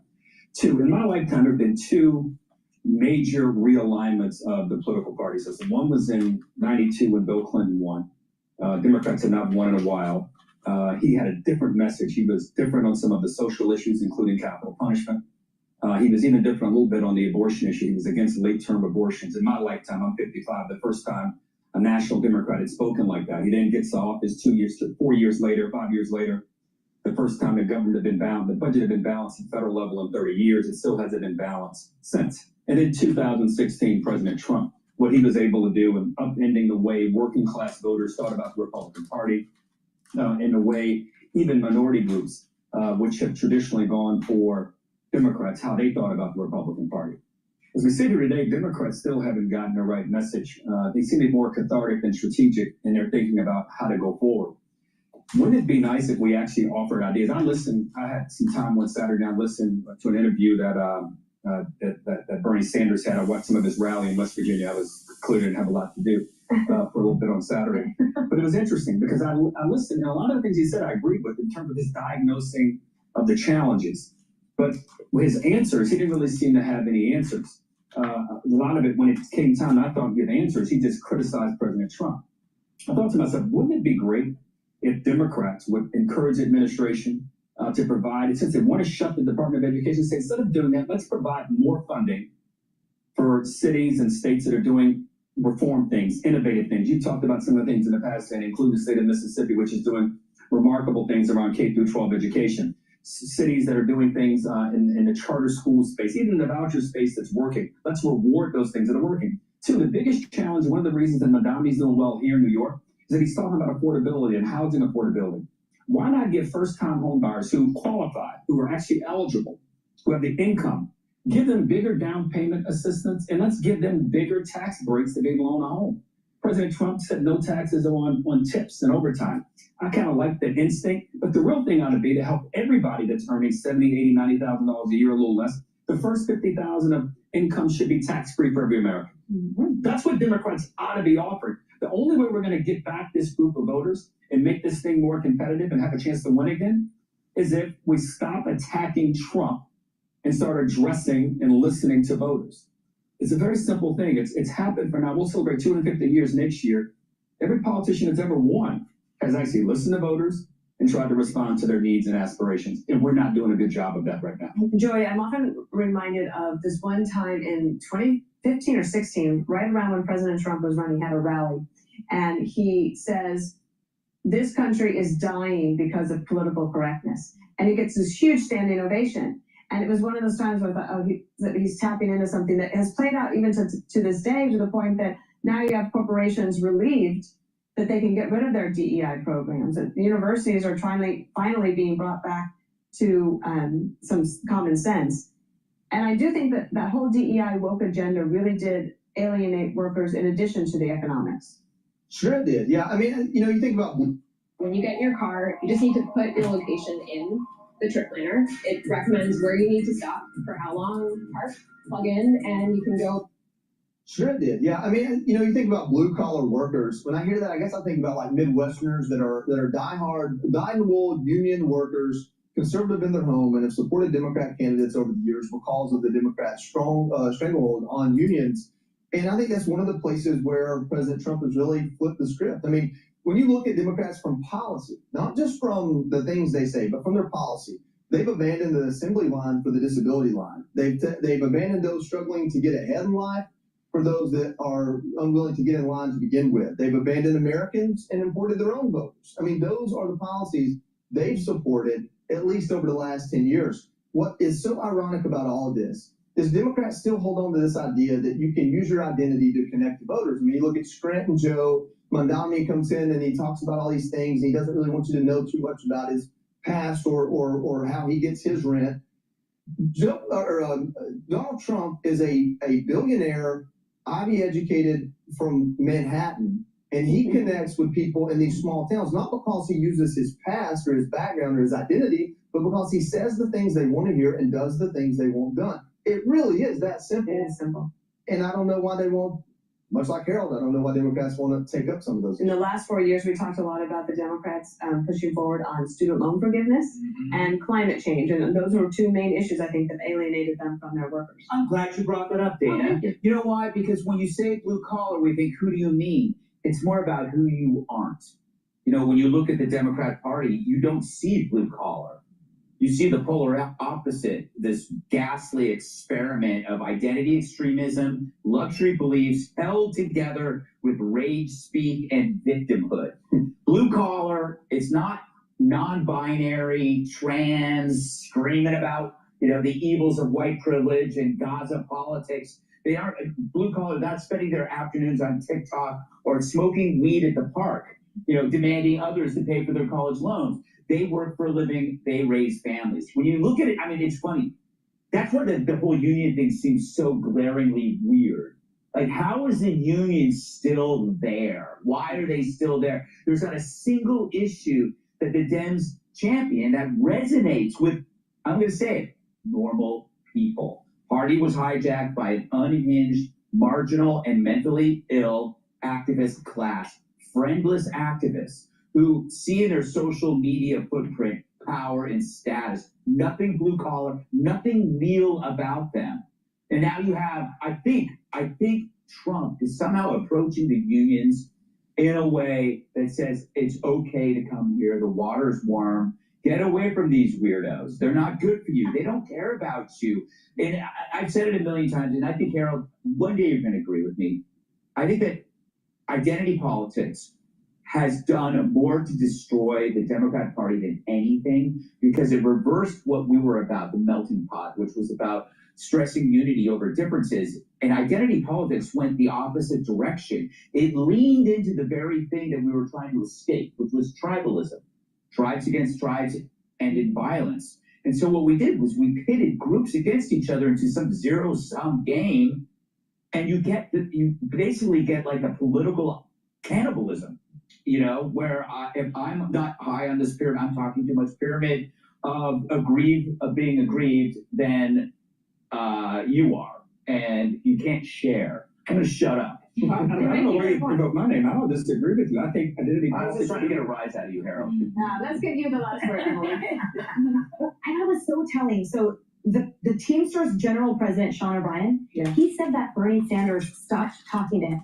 And he was being interviewed, and the host was like, well, when did he stop talking to you? And he said, it was when we did not formally endorse the Democrat Party. And it goes back to your earlier question of, it is not about politics at all, because if it was, then Bernie Sanders, presidential candidate, would have sat down and said, why aren't you endorsing me?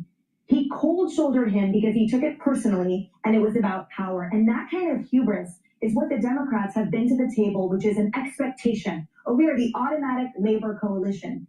And the reason that they're so salty and they've taken such offense is because they thought they didn't have to earn it, but they just got it, right? They got those votes. When you look at where their money is going, the Teamsters PAC, the fact that they spread money to the NRCC, individual GOP House candidates across all of these battlefield states, not just white rural areas, but super urban, dense, multi-ethnic areas, and even the Republican Attorneys General Association. So the worst thing the Dems can do right now is get mad that they were broken up with and not listen to the reason why. We'll see what they do. Okay, ahead, soft on crime insanity. A trans sex offender could soon be back out on the streets after allegedly trying to kidnap a Denver kid. Click here to subscribe to the Fox News YouTube page to catch our hottest interviews and most compelling analysis. You won't get it anywhere else. You probably know Vistaprint for business cards because we've printed them for millions of small businesses over the past 25 years. But we also print signs, stickers, shirts, and more. If you need it, we print it. Print it all with 20% off for new customers at Vistaprint.com. If you're considering cataract surgery, surely you've heard of the Light Adjustable Lens implant. But did you know there's a new adjustable implant called the Light Adjustable Lens Plus? So has the Light Adjustable Lens become even better? In this video, we're going to tell you everything you need to know about the Light Adjustable Lens Plus, what makes it different, how it works, and whether it might be the best option for your eyes. Let's get started. To learn more about modern cataract surgery from someone. It's going to be charming at the table. You're not the first person to suggest that. That's what I would think so. I haven't met Putin myself, but from everything we read and understand from history, I mean, this is going to be a further charm offensive with a lot of things that, shiny objects perhaps here and there, but also maybe perhaps these earnest historical arguments that he believes deeply that Ukraine should be his. We still don't know about staging here. We know it's at the air base. Have you heard anything in terms of optics, what the backdrop would be? Well, I think for security purposes, the officials have been pretty buttoned up about that. I know our reporters who cover those agencies have been speaking with, I'm sure they are. They never tell me anything, these guys. I mean, are we serving sandwiches? Like, you wonder what kind of accommodations and how welcoming will be to a man who's seen as a pariah around the world. Well, I think we'll have further details today on that. But yeah, if you can imagine, Anchorage is not the sleepy place that maybe sometimes it usually is. And it's bustling. The advance It's must be bustling. wild. Yes, Right, for sure. Both sides, right? I suspect there are Russians and U.S. advance workers bumping into each For other. sure. In Anchorage this On week. top It's of pretty wild. schlubs like us in the media, we're That's trying right. to figure out how to cover it. That's right. We're all coming.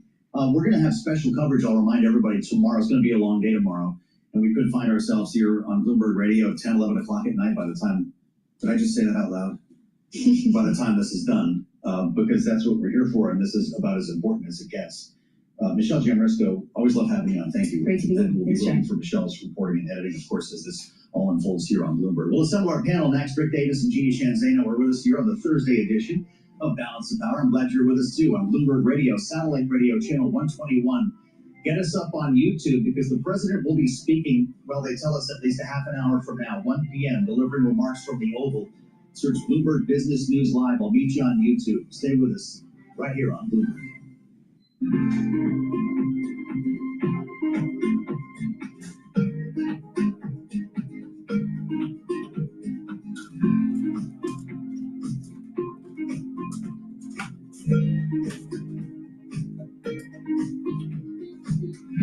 Let's do a market update. So the S&P 500 is trading at 6,452. VIX is trading at 15. The Euro USD is trading at 1.16. Oil is trading at $63.84 a barrel. BITO is trading at 21.31. Bitcoin is trading at 118,000. And the Japanese yen is trading at 147.8. Now, what's my take on what's going on with the market? Now, today was the PPI data that came in a little bit hot for inflation for wholesalers. On Tuesday, CPI came in slightly higher than expectations, but pretty close to within range.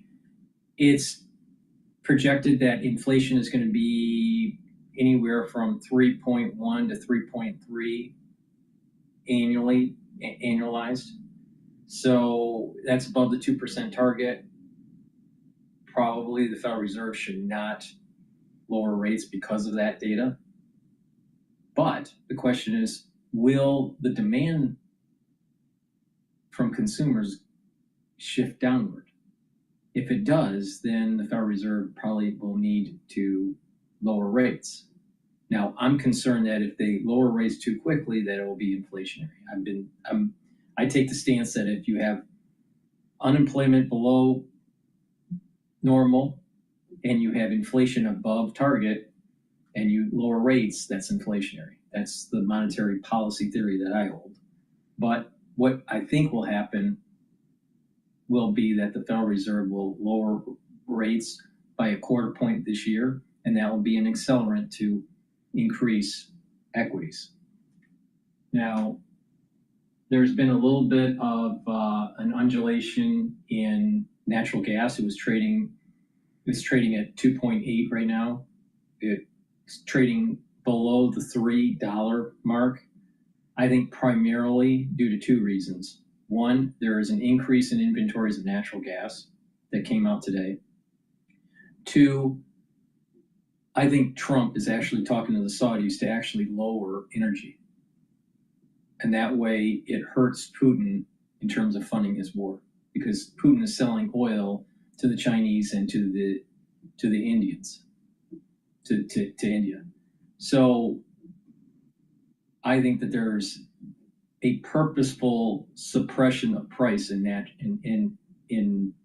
energy sector. We'll see what will happen with the summit. If peace starts to abate, we may actually see an elevation in prices for oil and natural gas. but probably there won't be peace or a ceasefire that comes out of the summit, and further negotiations and continuation of the war in Ukraine will ensue. So something to keep your eye on. I think that tomorrow and the aftermath of tomorrow is going to be super important for Monday trading.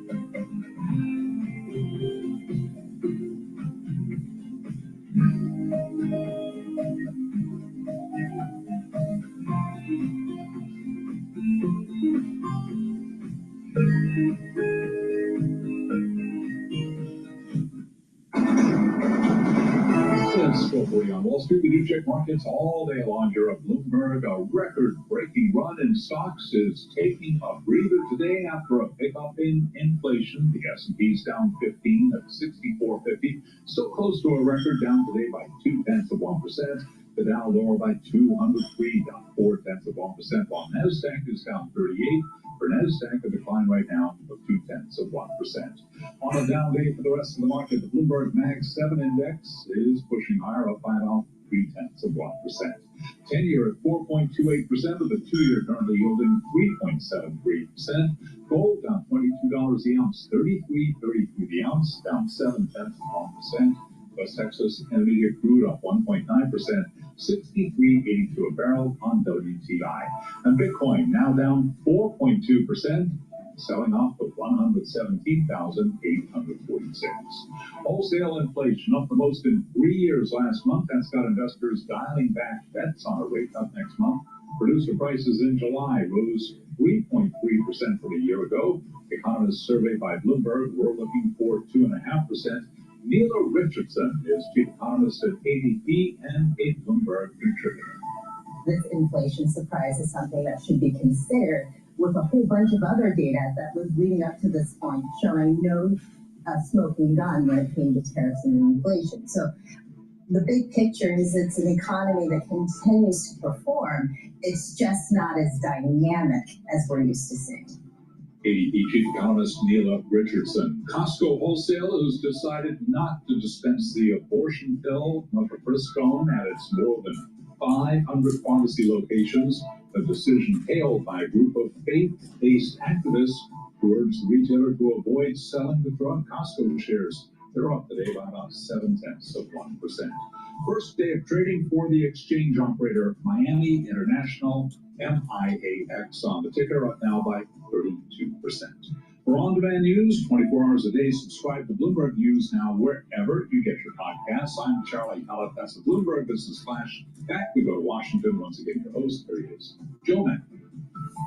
All right, Charlie, many thanks. Charlie Pellet. We'll have much more coming up a little bit later on. Top of the hour, we'll update the markets as we anticipate comments from President Trump. The White House told us to look for remarks in the Oval at 1 p.m. Eastern, so we'll see if we're close to on time when he speaks. Of course, we'll bring you there. Unclear exactly what the topic is going to be, but we're counting down to the big meeting.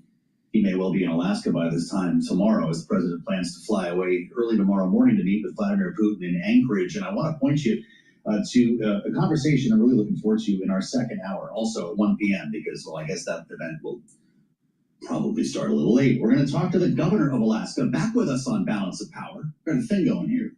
Mike Dunleavy is going to join us and talk about preparations and exactly what is happening right now. This has got to be a scene right now in Anchorage. Limited hotel rooms, a small rental car market, I read on the Bloomberg. Vehicles and other assets have to be flown in or driven in some cases, from other parts of the state and the country. Motorcade SUVs are arriving from the lower 48 on cargo planes. Imagine being the real estate agent who got a phone call from the Secret Service. And I'm talking about this because Miles Miller has a great story out today on the Bloomberg. Secret Service rushes to make Alaska City safe for Trump and Putin. Yeah, we're the host nation, which is why the Secret Service actually has to protect Vladimir Putin as well, along with the whole production, which is going to take up the better part of the day tomorrow in Anchorage. Great story, and we'll talk to Miles about this on the late edition. We get a phone call from the Secret Service. Most of my short-term rentals are booked, but I did manage to put some of them into one home. Pack your sleeping bags for this one. The advanced crews are up there already, and be interesting at dinner this evening in Anchorage to see who's floating around and what country they're from. Looking forward to that. Mike Dunleavy, the governor of Alaska, coming up in about 15 minutes as we turn our attention to what's happening today in California. Yeah, not Texas, but California. There's going to be a news conference a couple hours from right now. Gavin Newsom set to kick off Democrats' reciprocal effort to gerrymander. It's apparently happening here as Texas Republicans move forward with their plan to add 5 seats. Now, we've talked about this until we're blue in the face, no pun intended,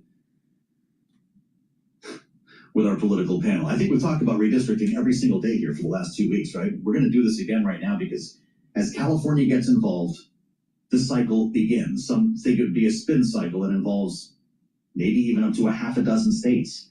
Add Indiana, Missouri, Florida. What's the congressional map going to look like by the time this whole effort is done? There they are on YouTube and with us live on the radio, Bloomberg Politics contributors Rick Davis and Jeannie Shanzano. Rick is our Republican strategist partner at Stoneport Capital, and Jeannie is Senior Democracy Fellow at the Center for the Study of the Presidency and Congress. You ready for this, Jeannie? I don't think you wanted to see it happen, but it looks like Governor Newsom is going for it.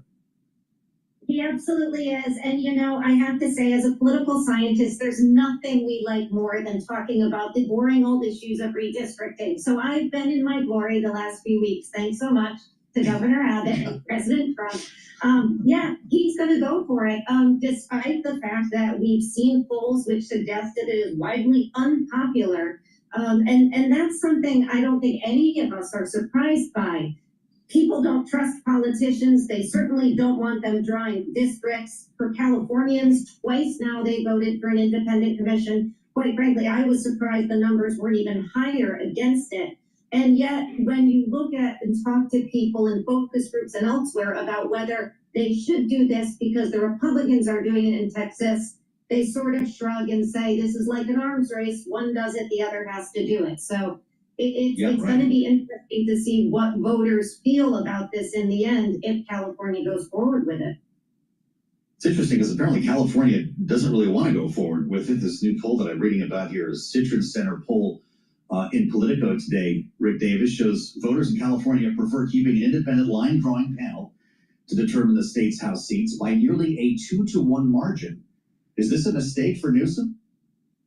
Well, you look, I mean, there's a generic issue here, which is voters really dislike their own members of the legislature, right? So it's not like they want to give them more power, especially California voters, where the legislature has been usurped by all these ballot referendums, whether it's making tax decisions or drawing lines. A commission is always going to beat a legislature, but this has to be done through a campaign. They're going to have to run a campaign to convince voters that this, retribution to the Texas redistricting is worth it for them. And, frankly, I think it's going to be an interesting campaign because if I were running the Republican Party right now, I'd say, let's get in there and mix it up with those guys, right? I mean, this is a good thing for Republicans to try and run a campaign against Newsom because it's his credibility that's at risk here, right? If Newsom stumbles on this, it will hurt his chances of being the nominee of the party. Okay. Well, you've talked about dummy-mandering, not to be confused with gerrymandering, Rick. And I'm wondering, Jeannie, if you see that as a risk, just like it is in California. Republicans can't count They're chickens here until we actually have these seats. They assume they're going to be Republicans. Should Newsom assume that they'll all be Democratic? No, and that's the thing. This is a risk. You cannot assume, because let's not forget, no matter how well you try to draw these districts and how much data you have, you still have to run a campaign. You still have to have candidates. There's still a whole environment of issues going on, including the passage of a most unpopular big beautiful bill.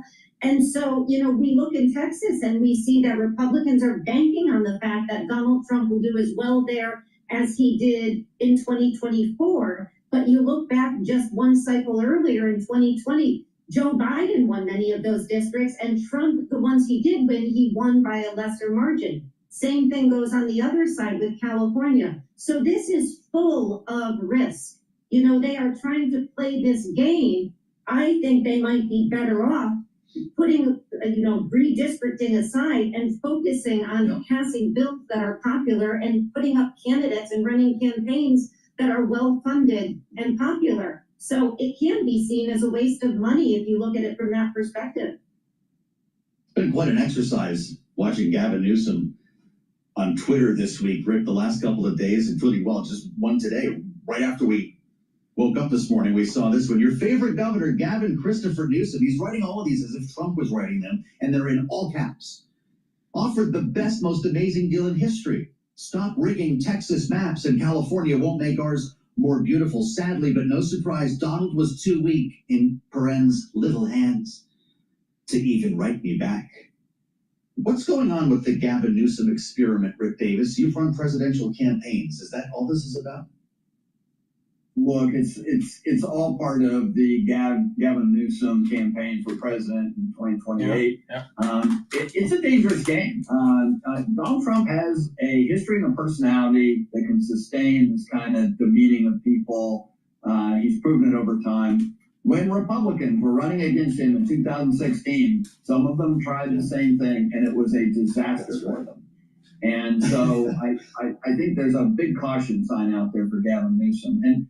And yet, at the same time, the one thing the Republicans in Texas are doing is unifying the Democratic Party around Gavin Newsom. And so, there's a situation where the Democrats were in complete disarray until the Republicans in Texas decided to start playing with maps.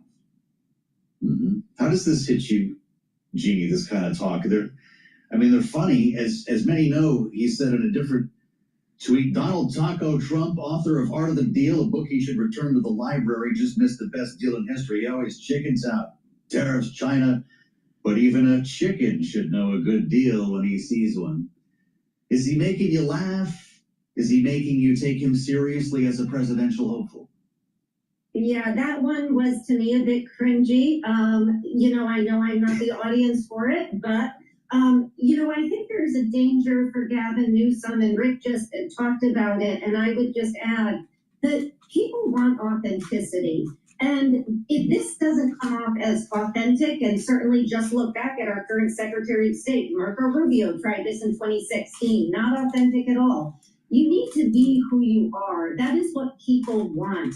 So Gavin Newsom trying to be Donald Trump probably isn't going to resonate with too many Democratic voters. And I think that's the danger here. So he's going to have to watch out for that. He should be Gavin Newsom, and he should run as the person that he is, and to see if that resonates. They're trying to troll him. That's what he's trying to do. Please go to my store, the-studio-reykjavik.com, and get the Boomer Boost. Boomer Boost is a supplement that you take every day. If you want to lose weight, it's a great way to lose weight. If you don't want to lose weight, you can still take this. Now, to lose weight, what you do is you take this for your breakfast or for your lunch and mix it with soft foods like hummus or yogurt. Do that every day. And you'll safely lose weight, and you'll have a steady burn of energy throughout the whole day. So you won't have any spiking of energy. It also will help to improve your cardiovascular health, musculature, your energy levels and metabolism will rev up. It'll help with brain function. In terms of brain function, it's going to get rid of that brain fog. You're going to be able to sleep better and be able to concentrate. And over time, you're going to improve that neuroplasticity. You're going to have more energy and more vitality, so you're going to be moving around more, and you're going to gain muscle. So this is a great way to get healthy. Now, if you're not wanting to lose weight, then you just eat your normal calories throughout the day, and you take this supplement, either mixing it with soft foods, filtered water, milk, or even a smoothie. But this is a very important supplement to add to your protocol. It has 68 nutrients, very comprehensive compound profile. Go to my website and read the label, but take it every day. Super important. Another great supplement that's in a powder is the heirloom barley and the gladiator barley. Heirloom barley is a powder that's a high density protein. You take it every day, mix it with soft foods or filtered water, milk, or a smoothie, and this will bring down inflammation. That's going to help your immune system. Bringing down inflammation will help with your vascular system. Bringing down inflammation will help with your neurons. Bringing down inflammation will help with your immune system. And it'll soak up free radicals through superoxide dismutase. In addition, heirloom barley is going to detoxify your body. So taking this every day is super important for that daily detoxification. This stacks well with the zeolite also. Now, gladiator barley, you take it the same way as heirloom barley, but you get one added benefit that the heirloom barley doesn't have, and that is it'll help you build muscle faster. So if you're wanting to improve your musculature and improve your A1C levels to its max, then taking the Boomer Boost and the Gladiator Barley together is a great way to do it, especially if you stack it with Myotrol. Now, Gladiator Barley, it's a high density protein. Take it every day, take a scooper a day, mix it with soft foods, filtered water, a smoothie, or with milk. But you're gonna get that strength benefit. You're gonna bring down inflammation, you recover from your workout quicker. You're gonna be able to soak up those free radicals through superoxide dismutase. You're gonna detoxify your body. And daily detoxification of your body is super important. So please go to my store, get the Gladiator Barley, the heirloom barley, take either one, and get the Boomer Boost.